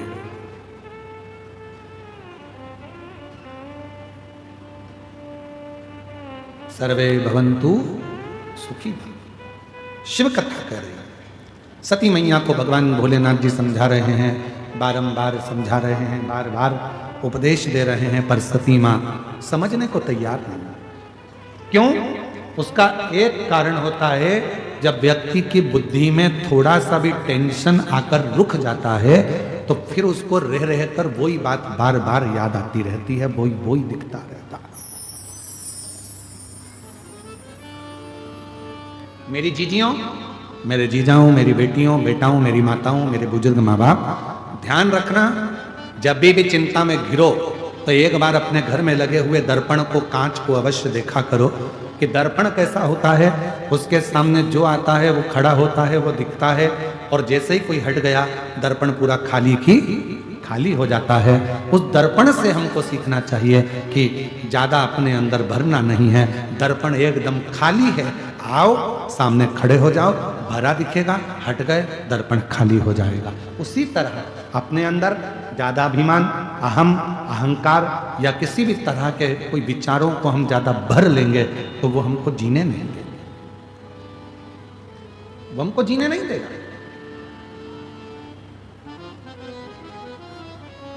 सही जीने के लिए, अपने जीवन को, अपनी जिंदगी को सही बनाने के लिए सबसे ज्यादा जरूरी है किसी भी बात को अपने भीतर ना रखना, उसको हटाते चले जाना, डिलीट करते चले, हटाते। और हम तो बाबा के भरोसे चलते हैं, हम तो बाबा के भरोसे चलते हैं, ये दुनिया वाले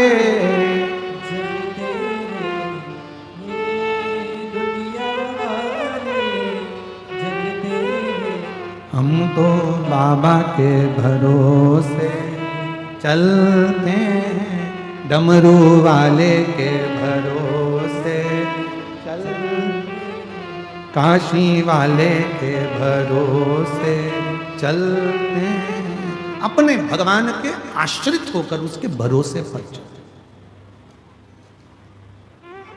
बिना चिंता के। सती मैया ने बहुत सारा भार ले लिया और बहुत टेंशन लेने के बाद मां सती आखिरी में शिव जी का कहना नहीं माना, प्रणाम किया मां सती ने और चल दी अपने पिता के घर।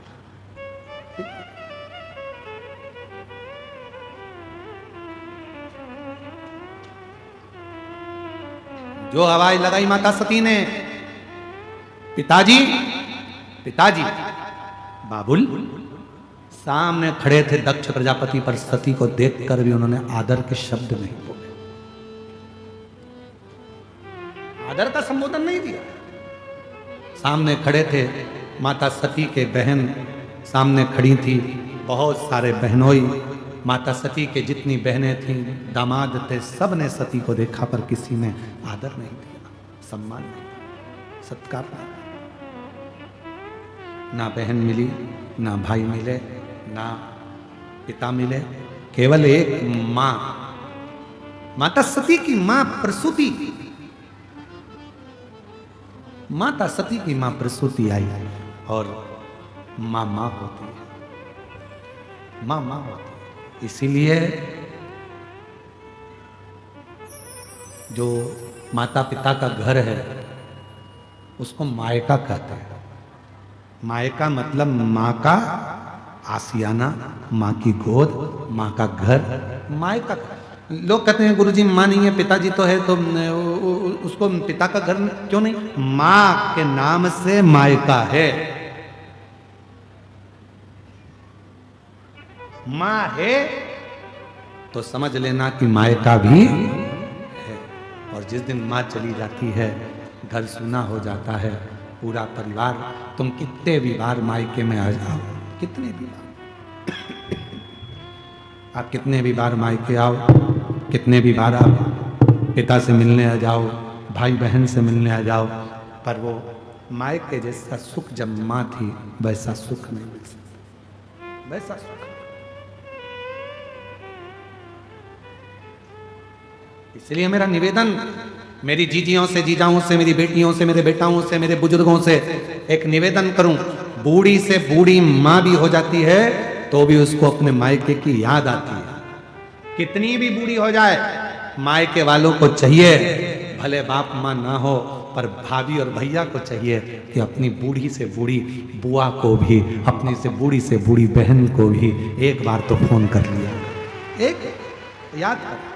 नहीं चाहिए उसको धन तुम्हारा, साड़ी भी मत देना, एक जोड़ी कपड़ा भी मत देना, पर अपनी बहन को कितनी भी बुजुर्ग हो जाए, बुआ जी भतीजे हो तो फोन लगा कर बोला करो, बुआ दुआ देगी, मेरे भतीजे ने याद किया है, बुलाया है, बुजुर्ग है, बूढ़ी है, फिर भी आस। महाराज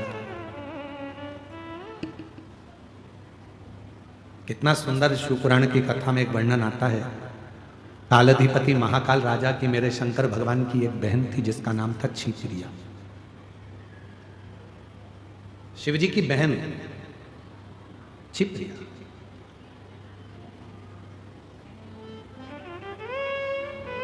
भगवान देवाधिदेव महादेव तो समाधि में लीन रहते थे, शंकर भगवान साधना में लीन रहते थे, पर जब जब कोई त्योहार आता था तब भगवान श्री गणेश जी महाराज, षडानंद कार्तिकेय जी महाराज, रिद्धि सिद्धि सब अपनी बुआ क्षिप्रिया से मिलने के लिए जाते थे। इसलिए आज भी उज्जैन में माँ क्षिप्रा के तट पर हर सिद्धि है, माँ क्षिप्रा के तट पर विनायक हैं, भगवान श्री गणेश जी हैं, माँ क्षिप्रा के तट पर काल भैरव हैं, माँ क्षिप्रा के तट पर सारे 33 कोटि देवता, 84 महादेव सब क्षिप्रा के तट पर विराजमान है।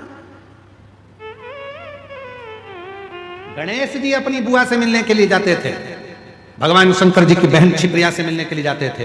एक नियम बनाओ, आप बुआ के घर नहीं जा सकते, आप बहन के घर नहीं जा सकते, तो कम से कम महीने में, 2 महीने में, 4 महीने में, 6 महीने में एक बार उसको याद कर लिया करो, बुआ जी कैसी हो, भले बूढ़ी हो गई, शरीर शिथिल हो गया, 60 साल 70 साल 80 साल की हो गई, पर तुम्हारा एक फोन उसको ऊर्जा दे देगा, उसको लगेगा मेरा मायके का कोई बैठा है जो मुझे, मेरे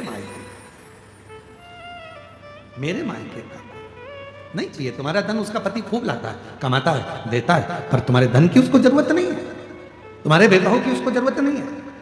जैसे मेरे शंकर भगवान को तुम्हारे वैभव की जरूरत नहीं, मेरे शंकर भगवान को तुम्हारी दौलत की जरूरत नहीं, मेरे शंकर भगवान को तुम्हारे धन की जरूरत नहीं, मेरे शंकर भगवान को तो केवल तुम्हारे निर्मल मन की जरूरत है। तुम दिल से पुकार लोगे, शिव तुम्हारे सामने आकर प्रकट हो जाएगा, करुणा कर देगा। उसको तुम्हारे धन की या दौलत की या संपदा की जरूरत नहीं पड़ती। एक पत्र है, अच्छा है, देखिए।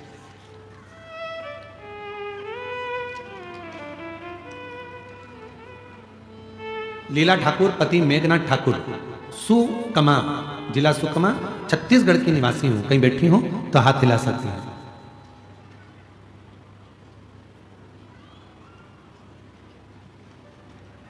कहीं बैठी हैं तो हाथ हिला सकती हैं। बच्चा आया हो साथ में तो उसको ला सकती हैं। गुरुदेव, मेरी शादी को 16 साल हो गया था, मेरी शादी को 16 साल हो गया था, मेरे एक भी बच्चा नहीं था। डॉक्टर के पास जाने से बोलते थे, पर कुछ भी डॉक्टर कहते नहीं थे, गर्भ नहीं ठहरा।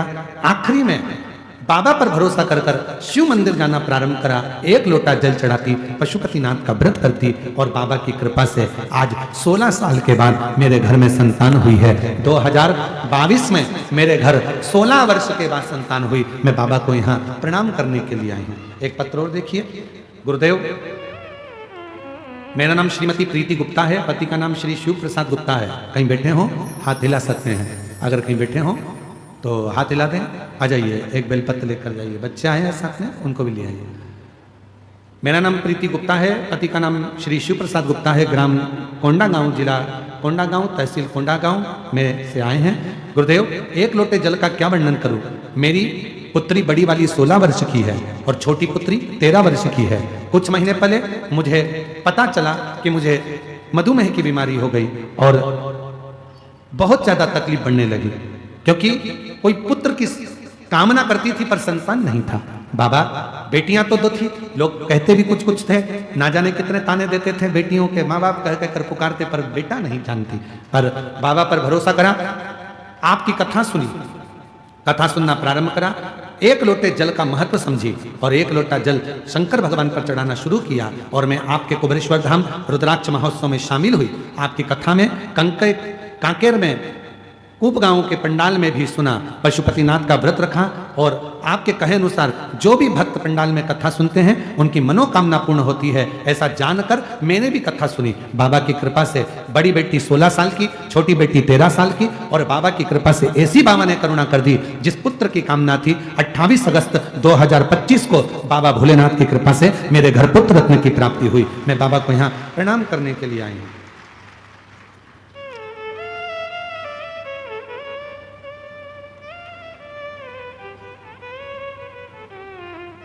गुरुदेव, मेरा नाम शिवाली सिंह है, पति करण सिंह है, हारम पारा गिदम।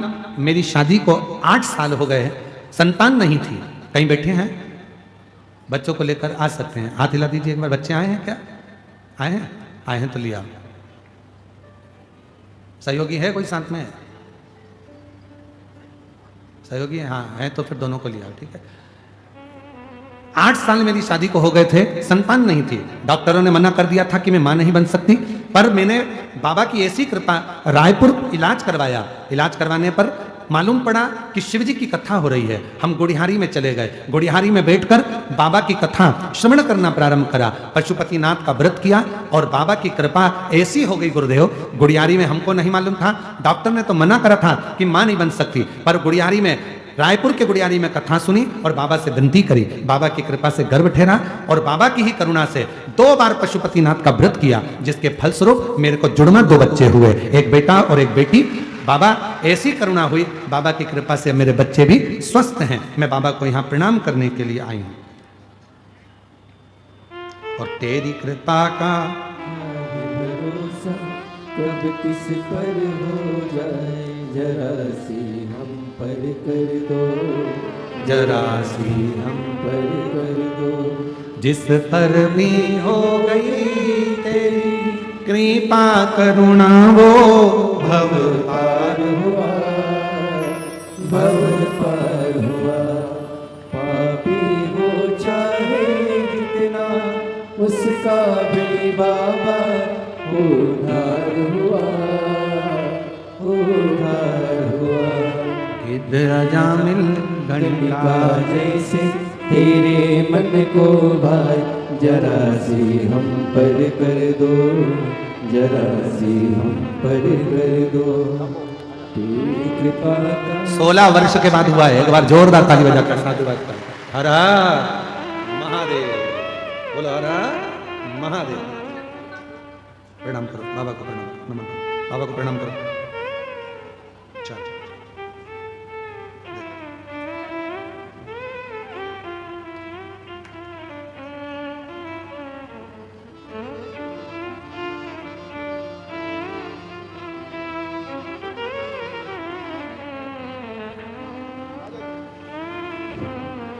अंदर आते जाओ, आते जाओ।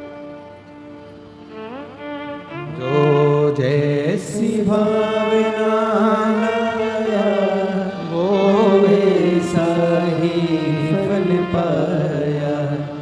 नहीं खाली उसे लौटाया, वो मन ही मन हर्षाया। एक 16 वर्ष की बेटी, एक 13 वर्ष की बेटी, और बाबा की ऐसी कृपा हुई, लोग ताने देते थे बेटे के लिए। कथा के पंडाल में पहुंच गई और बाबा से विनय करा और बाबा ने लाला दे दिया। एक बार जोरदार ताली बजाकर स्वागत करिए। जो जैसी भावना लाया, वो वैसा ही फल पाया। नहीं खाली उसे लौटाया, वो मन ही मन हर्षाया। और कर दिया मारा मान काशी वाले ने, लुटा दिया भंडार काशी वाले ने। सती माँ पहुंच गई पिताजी के यहाँ। पिताजी मिलते नहीं, बहन मिलती नहीं, दामाद मिलते नहीं, भाई मिलते नहीं, केवल मिले तो केवल माँ मिली, केवल।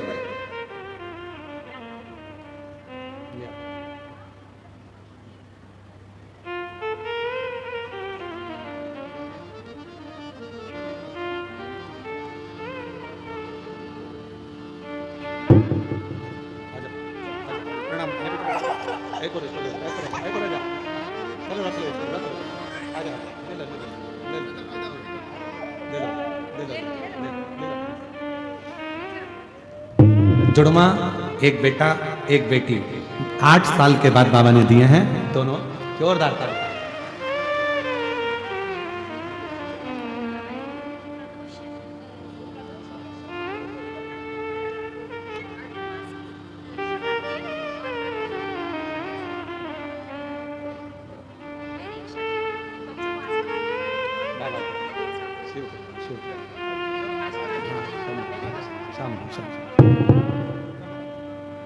लुटा दिया भंडार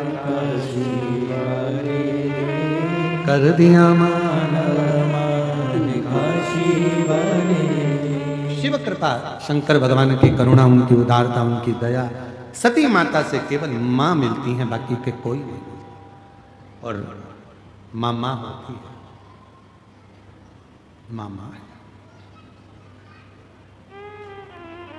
पहुंची नहीं, सब बैठे थे, सबका सिंहासन था, पर शिव जी के लिए ना कोई सिंहासन था, ना शंकर का कोई नाम था।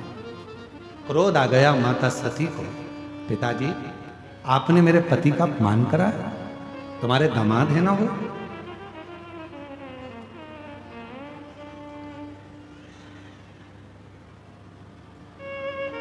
तुम्हारे तो जमाई हैं। इतने में तो दक्ष प्रजापति ने कह दिया जमाई नहीं यम है। क्रोध आ गया मां, क्या करूंगी ऐसा शरीर रखकर जिसके पति को यम कहा जा रहा है। शिव का ध्यान करा माता सती ने, यज्ञ कुंड की अग्नि की ओर भागी मां सती और अपने प्राणों को त्याग दिया। हाहाकार मच गया। स्वामी यम कहां है तुमको, यम कैसा होता है, दिखाना मेरे पिता को। शिव ने जटा में से बाल तोड़ा, दे फेंका, वीरभद्र उत्पन्न कर दिया। ऐसा रुद्रगण सामने आकर खड़ा हो गया। आज्ञा प्रभु। भगवान कहते हैं जाओ अब दिखाओ जमाई कैसा होता है। जाकर दक्ष प्रजापति का शीश काटा, शीश कटा, अग्नि में गिरा, अग्नि में जाकर गिर गया शीश। हाहाकार मच गया। देवताओं ने हाथ जोड़ लिए, भोले बाबा यज्ञ पूर्ण नहीं होगा तो देवताओं पर आन बनेगी। दक्ष प्रजापति के मस्तक पर, धड़ पर बकरे का मुख लगाया गया। थर थर कांप रहा था दक्ष प्रजापति। सामने जमाई के रूप में यम स्वयं नजर आ रहा है। लग रहा था कि अब तो मृत्यु निश्चित है, निश्चित। इसलिए आज भी ससुर के प्राण छूटते हैं तो जमाई को सामने नहीं रखते। अब तुम्हारे इधर ऐसा होता हो तो बात दूसरी हो, पर अगर बहुत बुजुर्ग कोई व्यक्ति है और प्राण जा रहे हैं तो जमाई सामने नहीं आता।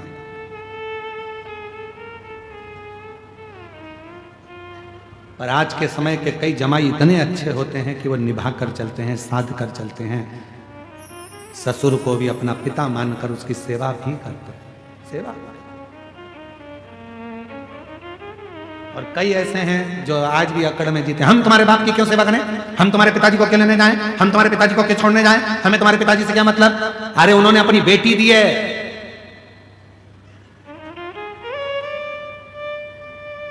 शिव महापुराण की कथा कहती है लड़की को लड़के के माता पिता का आदर करना चाहिए, और शिव पुराण की कथा कहती है लड़के को लड़की के माता पिता का आदर करना चाहिए। वो भी माँ बाप हैं और ये भी माँ बाप, वो भी माँ बाप है और ये भी माँ बाप है। आप अपने सास ससुर का आदर करिए और आप अपने सास ससुर का आदर करिए। आप इनका सत्कार करिए, वो उनका सत्कार करिए। और होता उल्टा ही है। हर लड़की ये चाहती है कि तुम हमारे माँ बाप का सम्मान करो, भले हम तुम्हारे करें चाहिए। आदर बराबर का होता है तो माँ बाप वो भी ना, तुम्हारे पति के माँ बाप हैं तो माँ बाप, वो भी तुम्हारी पत्नी के माँ बाप हैं। दोनों का बराबर आदर होना चाहिए, दोनों का सम्मान। लड़के को चाहिए कि वो लड़की के माँ बाप का करे, और लड़की को चाहिए कि वो लड़के के माँ बाप का। आदर जो सम्मान। जब भी लड़की अपने लड़के के पति के माँ बाप से मिले तो चेहरे पर प्रसन्नता हो, और जब भी लड़का दामाद अपनी पत्नी के माँ बाप से मिले तो उसके चेहरे पर प्रसन्नता हो। भगोने जैसा मुंडा नहीं, भगोने जैसा। पर ना जाने कौन सी अकड़ रहती है। कुर्सी पर ऐसे बैठेंगे जैसे कि हम दामाद हैं तो हम काय को, जाओ जरा चाय लिया, और मन में सोचे थे जूता ला दे, चाय तो मालूम नहीं है हम दामाद हैं। अरे नमन हो, जैसे हमारी बहन नम्रता रखती है आपके घर में, वैसी नम्रता आप रखिए हमारे घर में, तो चलता है परिवार, नहीं तो कोई परिवार चलता। दोनों की नम्रता, दोनों की सरल, दोनों की सरल। बेटियों से निवेदन है, वो भी लड़के के जो पति है तुम्हारा, उसके माँ बाप का पूरा आदर करिए। जब भी सास ससुर से मिलो, वो दो शब्द कह भी दें, ताना दे भी दें, तो भी तुम्हारे चेहरे की हंसी नहीं जाना चाहिए, तुम्हारे चेहरे पर प्रसन्नता रहना चाहिए। वो कितनी भी गाली दे दें तो भी तुम्हारे चेहरे की प्रसन्नता खत्म नहीं होना चाहिए। वो झगड़ा भी कर ले तो भी चाय बनाकर अपनी सास को जरूर पिलाओ।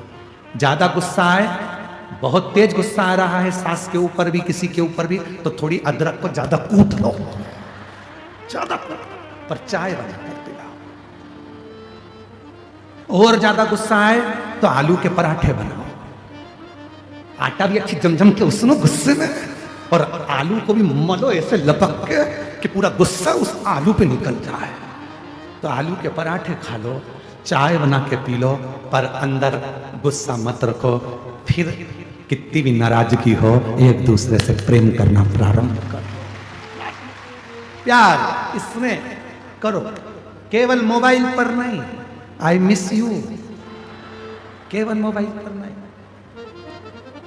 मिस यू की जगह लिखो आई विथ यू, तुम्हारे बिना रह नहीं सकती, तुम मेरे साथ हो। माँ, मम्मी तुमसे बात नहीं करती हूँ तो मेरी चाय नहीं पचती है, मम्मी तुमसे झगड़ा नहीं करती हूँ तो रोटी का मजा नहीं आता, इसलिए झगड़ लेती हूँ। आई विथ यू, मैं तुम्हारे बिना रह नहीं सकती। माँ, तुम सास नहीं मेरी माँ हो। और दामाद से निवेदन है, ससुराल में जाना तो उसको भी याद आए तुम्हारी कि मेरा दामाद नहीं मेरा बेटा आया है। आई विथ यू,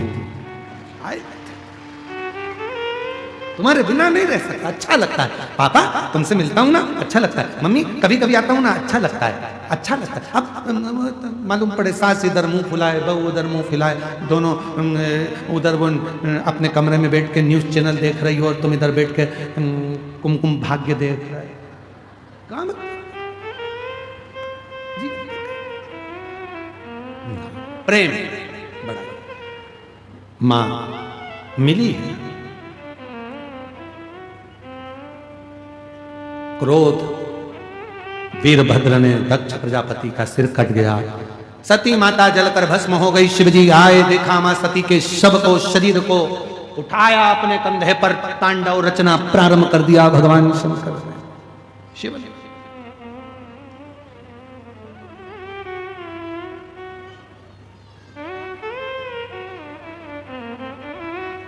और जो तांडव करा शिवजी ने, सब घबरा गए। ब्रह्मा जी ने भगवान विष्णु जी को याद किया, प्रभु कृपा करिए, जब तक सती माता का शरीर कंधे पर रहेगा तब तक महादेव का क्रोध शांत नहीं होगा, ये शरीर नीचे गिर जाए, ऐसी कुछ कृपा कर दीजिए। भगवान विष्णु बोले सामर्थ्य नहीं सती के शरीर को काटने की, क्योंकि सती के शरीर में शिव बसे हैं, उनके अंग 3.5 करोड़ रोम छिद्र मनुष्य के शरीर में हैं। ये 3.5 करोड़ रोम छिद्र में शंकर समाया है, इसको काटा नहीं जा सकता। कौन काटेगा? तो क्या सुदर्शन चक्र तो शिवजी का है ना, उसी से काट दो। शंकर के चक्र से ही सती के शरीर के टुकड़े किए गए।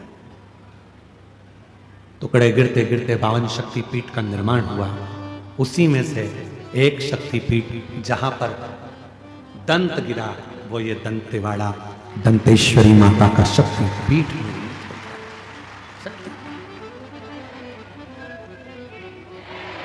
दंत गिरा, शिव जी की प्रियता मां सती आप इतनी संख्या में बैठे हो, अगर परिवार में कोई बुजुर्ग, रिश्तेदार में कोई बुजुर्ग मरा होगा और उसकी अगर राख समेटने के लिए गए होगे तो पूछना उनसे उसमें सबसे खास चीज क्या उठाना पड़ती है।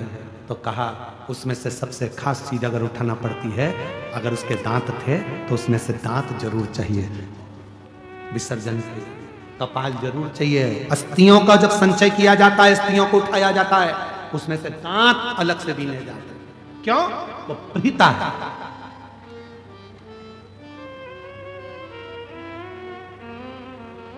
पूरे शरीर की हड्डियां ना मिले, एक दंत भी मिल गया और उसकी भी क्रिया कर दी जाए तो पूरे जीव को मुक्त हो जाता है। उसी तरह 52 शक्ति पीठ में अगर कोई ना पहुंच पाए और जिंदगी में एक बार मां दंतेश्वरी का दर्शन कर ले तो पूरी शक्ति पीठ का फल प्राप्त हो जाए।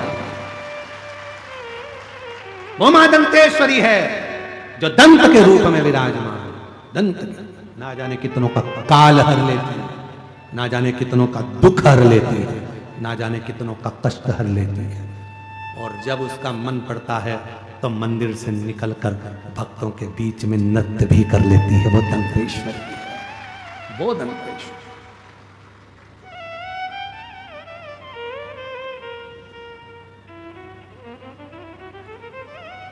कितने किस्मत वाले हो दंतेवाड़ा वालों, घर जाके नजर उतरवा लेना। तुम माई के गोद में रहते हो और छाती ठोक कर कह सकते हो कि हमारी मां है दंतेश्वरी, जिसकी गोद में हम रहते हैं, जिसकी गोद में रहते हैं। भगवान देवाधिदेव महादेव से एक बार माता पार्वती ने एक प्रश्न किया था, भोले बाबा आप मां सती को याद करते हो, सती से मिलने के लिए कहां जाते हो?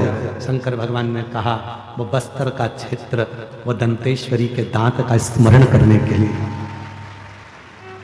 और पूरे शरीर की सबसे ज्यादा सुंदरता देने वाली चीज ही क्या है? बोलो बोलो। ये तुम्हारे दांत जब निपट जाए पूरे की पूरे, पापड़ को भी जब तुम चूर के खाओ तब तुम्हारे मुंह को कौन देखे? कौन देखे? ना मुख में दांत है, ना शरीर में हाथ है। क्या मतलब का? एक स्माइल ना जाने कितनों की नींद उड़ा देती है। एक स्माइल प्रैक्टिकल करके देखना। यहां से जाते जाते कोई खड़ा हो तो एक बार हंस के चले जाओ, वो 4 दिन तक सोएगा नहीं। क्यों हंसी थी? क्यों हंसा? कारण क्या है? नींद में भी सोच रहे, पत्नी कोनी मारकर पूछ रही क्या बात है, नींद नहीं आ रही? कथा में गया था, एक हंस दिया था, क्यों हंसा था आज तक नहीं मालूम पड़ा। अब उसको समझाओ कि वो सीहोर वाले महाराज ने प्रैक्टिकल करने का बोला था, इसलिए। मां है हमारी दंतेश्वरी, जो करुणा की मूर्ति है, दया की मूर्ति है, किसी को खाली नहीं छोड़ती है, जो आता है भर भंडारा भेज देती है। वो दंतेश्वरी, वो दंतेश्वरी। टुकड़े टुकड़े हुए शरीर के 52 शक्तिपीठ का निर्माण हुआ। शंकर भगवान बिलक पड़े, सती के भस्म को शरीर पर धारण कर लिया, समाधि में लीन हो गए। जो सती माता जलकर भस्म हुई थी वो हिमालय राज के घर में पार्वती के नाम से प्रकट हो गई। मां पार्वती।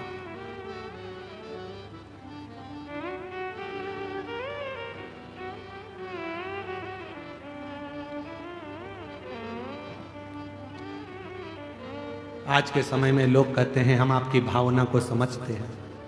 हम कहते हैं भावना मत समझो, बोल की वाणी को समझ जाओ, शब्दों को समझ जाओ तो समझ गए कि भावना को समझ गए।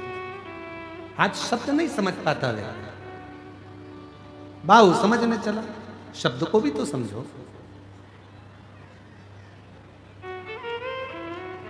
और जब हृदय से शब्दों के को जाना जाए तो भाव अपने आप भीतर से प्रकट हो जाता।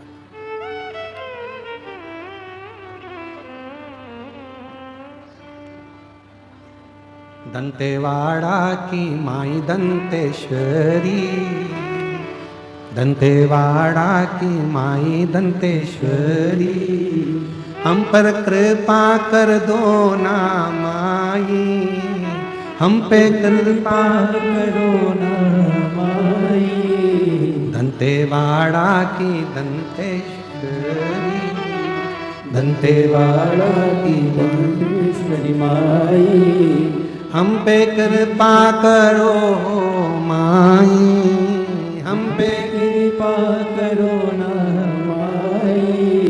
दंतेवाड़ा की दंतेश्वरी माई, दंतेवाड़ा की दंतेश्वरी माई, हम पे कृपा करो मेरी माई, हम पे कृपा करो मेरी माई। तेरे दर पे है झोली फैलाई, तेरे दर सब बोलो झोली फैलाए, तेरे दर पे है झोली फैलाई, तेरे दर पे झोली फैलाए। हम पे कृपा करो है माई, हम पे कृपा करो मेरी माई। दंतेवाड़ा की दंतेश्वरी माई, दंतेवाड़ा दंतेवाड़ा की दंतेश्वरी माई। एक लाइन गाते हैं, खड़े तो नहीं हो गए पक्का, क्योंकि अभी थोड़ी सी कथा बची है। गाएं, सब गाओगे साथ में। दंतेवाड़ा की दंतेश्वरी माई, दंतेवाड़ा की दंतेश्वरी माई, दंतेवाड़ा की दंतेश्वरी माई, दंतेवाड़ा की दंतेश्वरी माई। हम पे कृपा करो मेरी माई, हम पे कृपा करो मेरी माई। ओ हम पे दया करो मेरी माई, हम पे दया करो मेरी माई। ओ दंतेवाड़ा की दंतेश्वरी माई, दंतेवाड़ा की दंतेश्वरी माई। ओ हम पे कृपा करो मेरी माई, हम पे कृपा करो मेरी माई। तेरे दर पे है झोली फैलाई, तेरे दर पे झोली फैलाए, वो तेरे दर पे है झोली फैलाई, तेरे दर पे झोली फैलाए। ओ हम पे कृपा करो मेरी माई, हम पे कृपा करो मेरी माई। ओ हम पे दया करो मेरी माई, हम पे कृपा करो मेरी माई। ओ दंतेवाड़ा की दंतेश्वरी माई, दंतेवाड़ा की दंतेश्वरी माई। ओ हम पे कृपा करो मेरी माई, हम पे कृपा करो मेरी माई। ओ हम पे कृपा करो मेरी माई, मुझ पे कृपा करो मेरी माई। ओ दंतेवाड़ा की दंतेश्वरी माई, दंतेवाड़ा की दंतेश्वरी माई। हम पे कृपा करो मेरी माई, हम पे कृपा करो मेरी माई।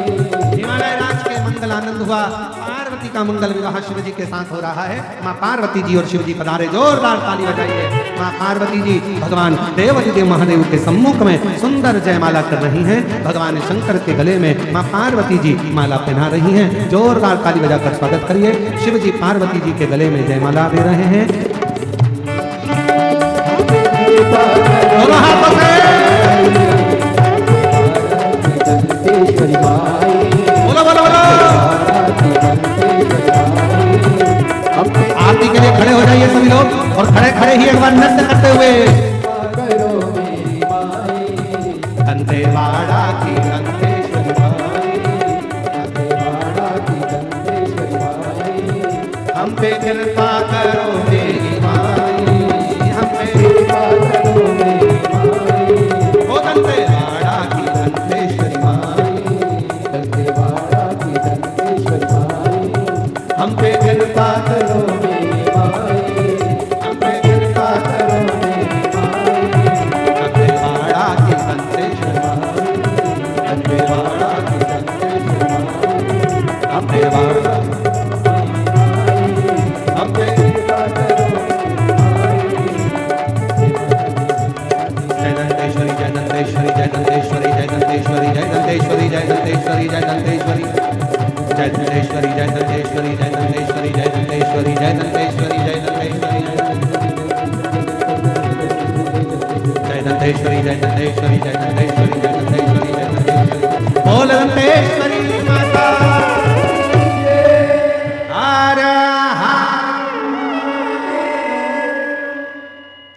कि नहीं हुआ भजन?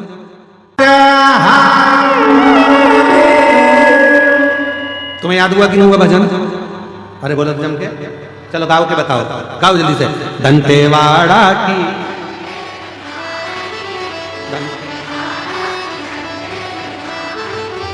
हम पे कृपा करो मेरी माई, हम पे कृपा करो मेरी माई, हम पे कृपा करो मेरी माई। ओ दंतेवाड़ा की दंतेश्वरी माई, दंतेवाड़ा की दंतेश्वरी माई, हम पे कृपा करो मेरी माई, हम पे कृपा करो मेरी माई, हम पे दया करो मेरी माई, हम पे दया करो मेरी माई। आरती का क्रम प्रारंभ होगा, सभी लोग आरती में खड़े होंगे, भाव से आरती प्रारंभ। जय शिव ओंकारा, भोले भजे शिव ओंकारा, ब्रह्मा विष्णु सदा शिव, भोले भोले नाथ महाशिव, हरे लागे दारा, ओम हरे हरे हरे महादेव। एक कानन चतुरानन, पंचानन राधे, भोले पंचानन राधे, शासन गरुड़ासन, शासन गरुड़ासन, वाहन साधे, ओम हरे हरे हरे। दो भुज चार चतुर भुज, दस बुद्धि अति सोहे, भोले दस बुद्धि अति सोहे, तीनों रूप निरखता, भोले जी का रूप निरखता, त्रिभुवन जन मोहे, ओम हरे हरे हरे महादेव। लक्ष्मणा वन माला, पुण्य माला नारी, भोले पुण्य माला नारी, त्रिपुरारी कंसारे, त्रिपुरारी कंसारी, हरे माला नारी, ओम हरे हरे हरे महादेव। स्वयं पीतांबर, बागा मन लगे, भोले बागा मन लगे, स्वनकादिक करुणादिक, गणकादिक ब्रह्मादिक, भूतादिक सगे, ओम हरे हरे हरे हर मज कमंडल, चकित सुंदरता, भोले चकित सुंदरता, जग गणता जग हरता, जग गणता जग हरता, जग पालन करता, ओम हरे हरे हरे महादेव। ब्रह्मा विष्णु सदा शिव, जानते अविवेका, भोले जानते अविवेका, हरे अक्षर के माने, ओम अक्षर के माने, नोएगा, ओम हरे हरे हरे महादेव। काशी से विश्राम विराजे, नदी ब्रह्मचारी, भोले नदी ब्रह्मचारी, देव दर्शन पावन, रुचि रुचि भोग लगाते, महिमा देवानी, ओम हरे हरे हरे महादेव। त्रिगुण समीर की आरती जो कोई नर गावे, बोले जो कोई नर गावे, वेद शिवानंद सोवे, जपते हरानंद सोवे, सुख संपत्ति पावे, ओम हरे हरे हरे महादेव। जय शिव ओंकारा, ओ बोले शिव ओंकारा, ओ बोले पार्वती कारा, ओ बोले ऊपर जलकारा, ओ बोले मोड़े बगीचारा, ओ बोले बाग पियन वाला, ओ बोले नयन वाला, ओ बोले नयन वाला, ओ बोले पाटन बचकाला, ओ बोले मैं तो अवकाशा, ब्रह्मा विष्णु सदा शिव, बोले बोले नाथ महाशिव, हरि लागे दारा, ओम हरे हरे हरे महादेव। कर्पूरी गौरम करुणावतारम संसार सारम,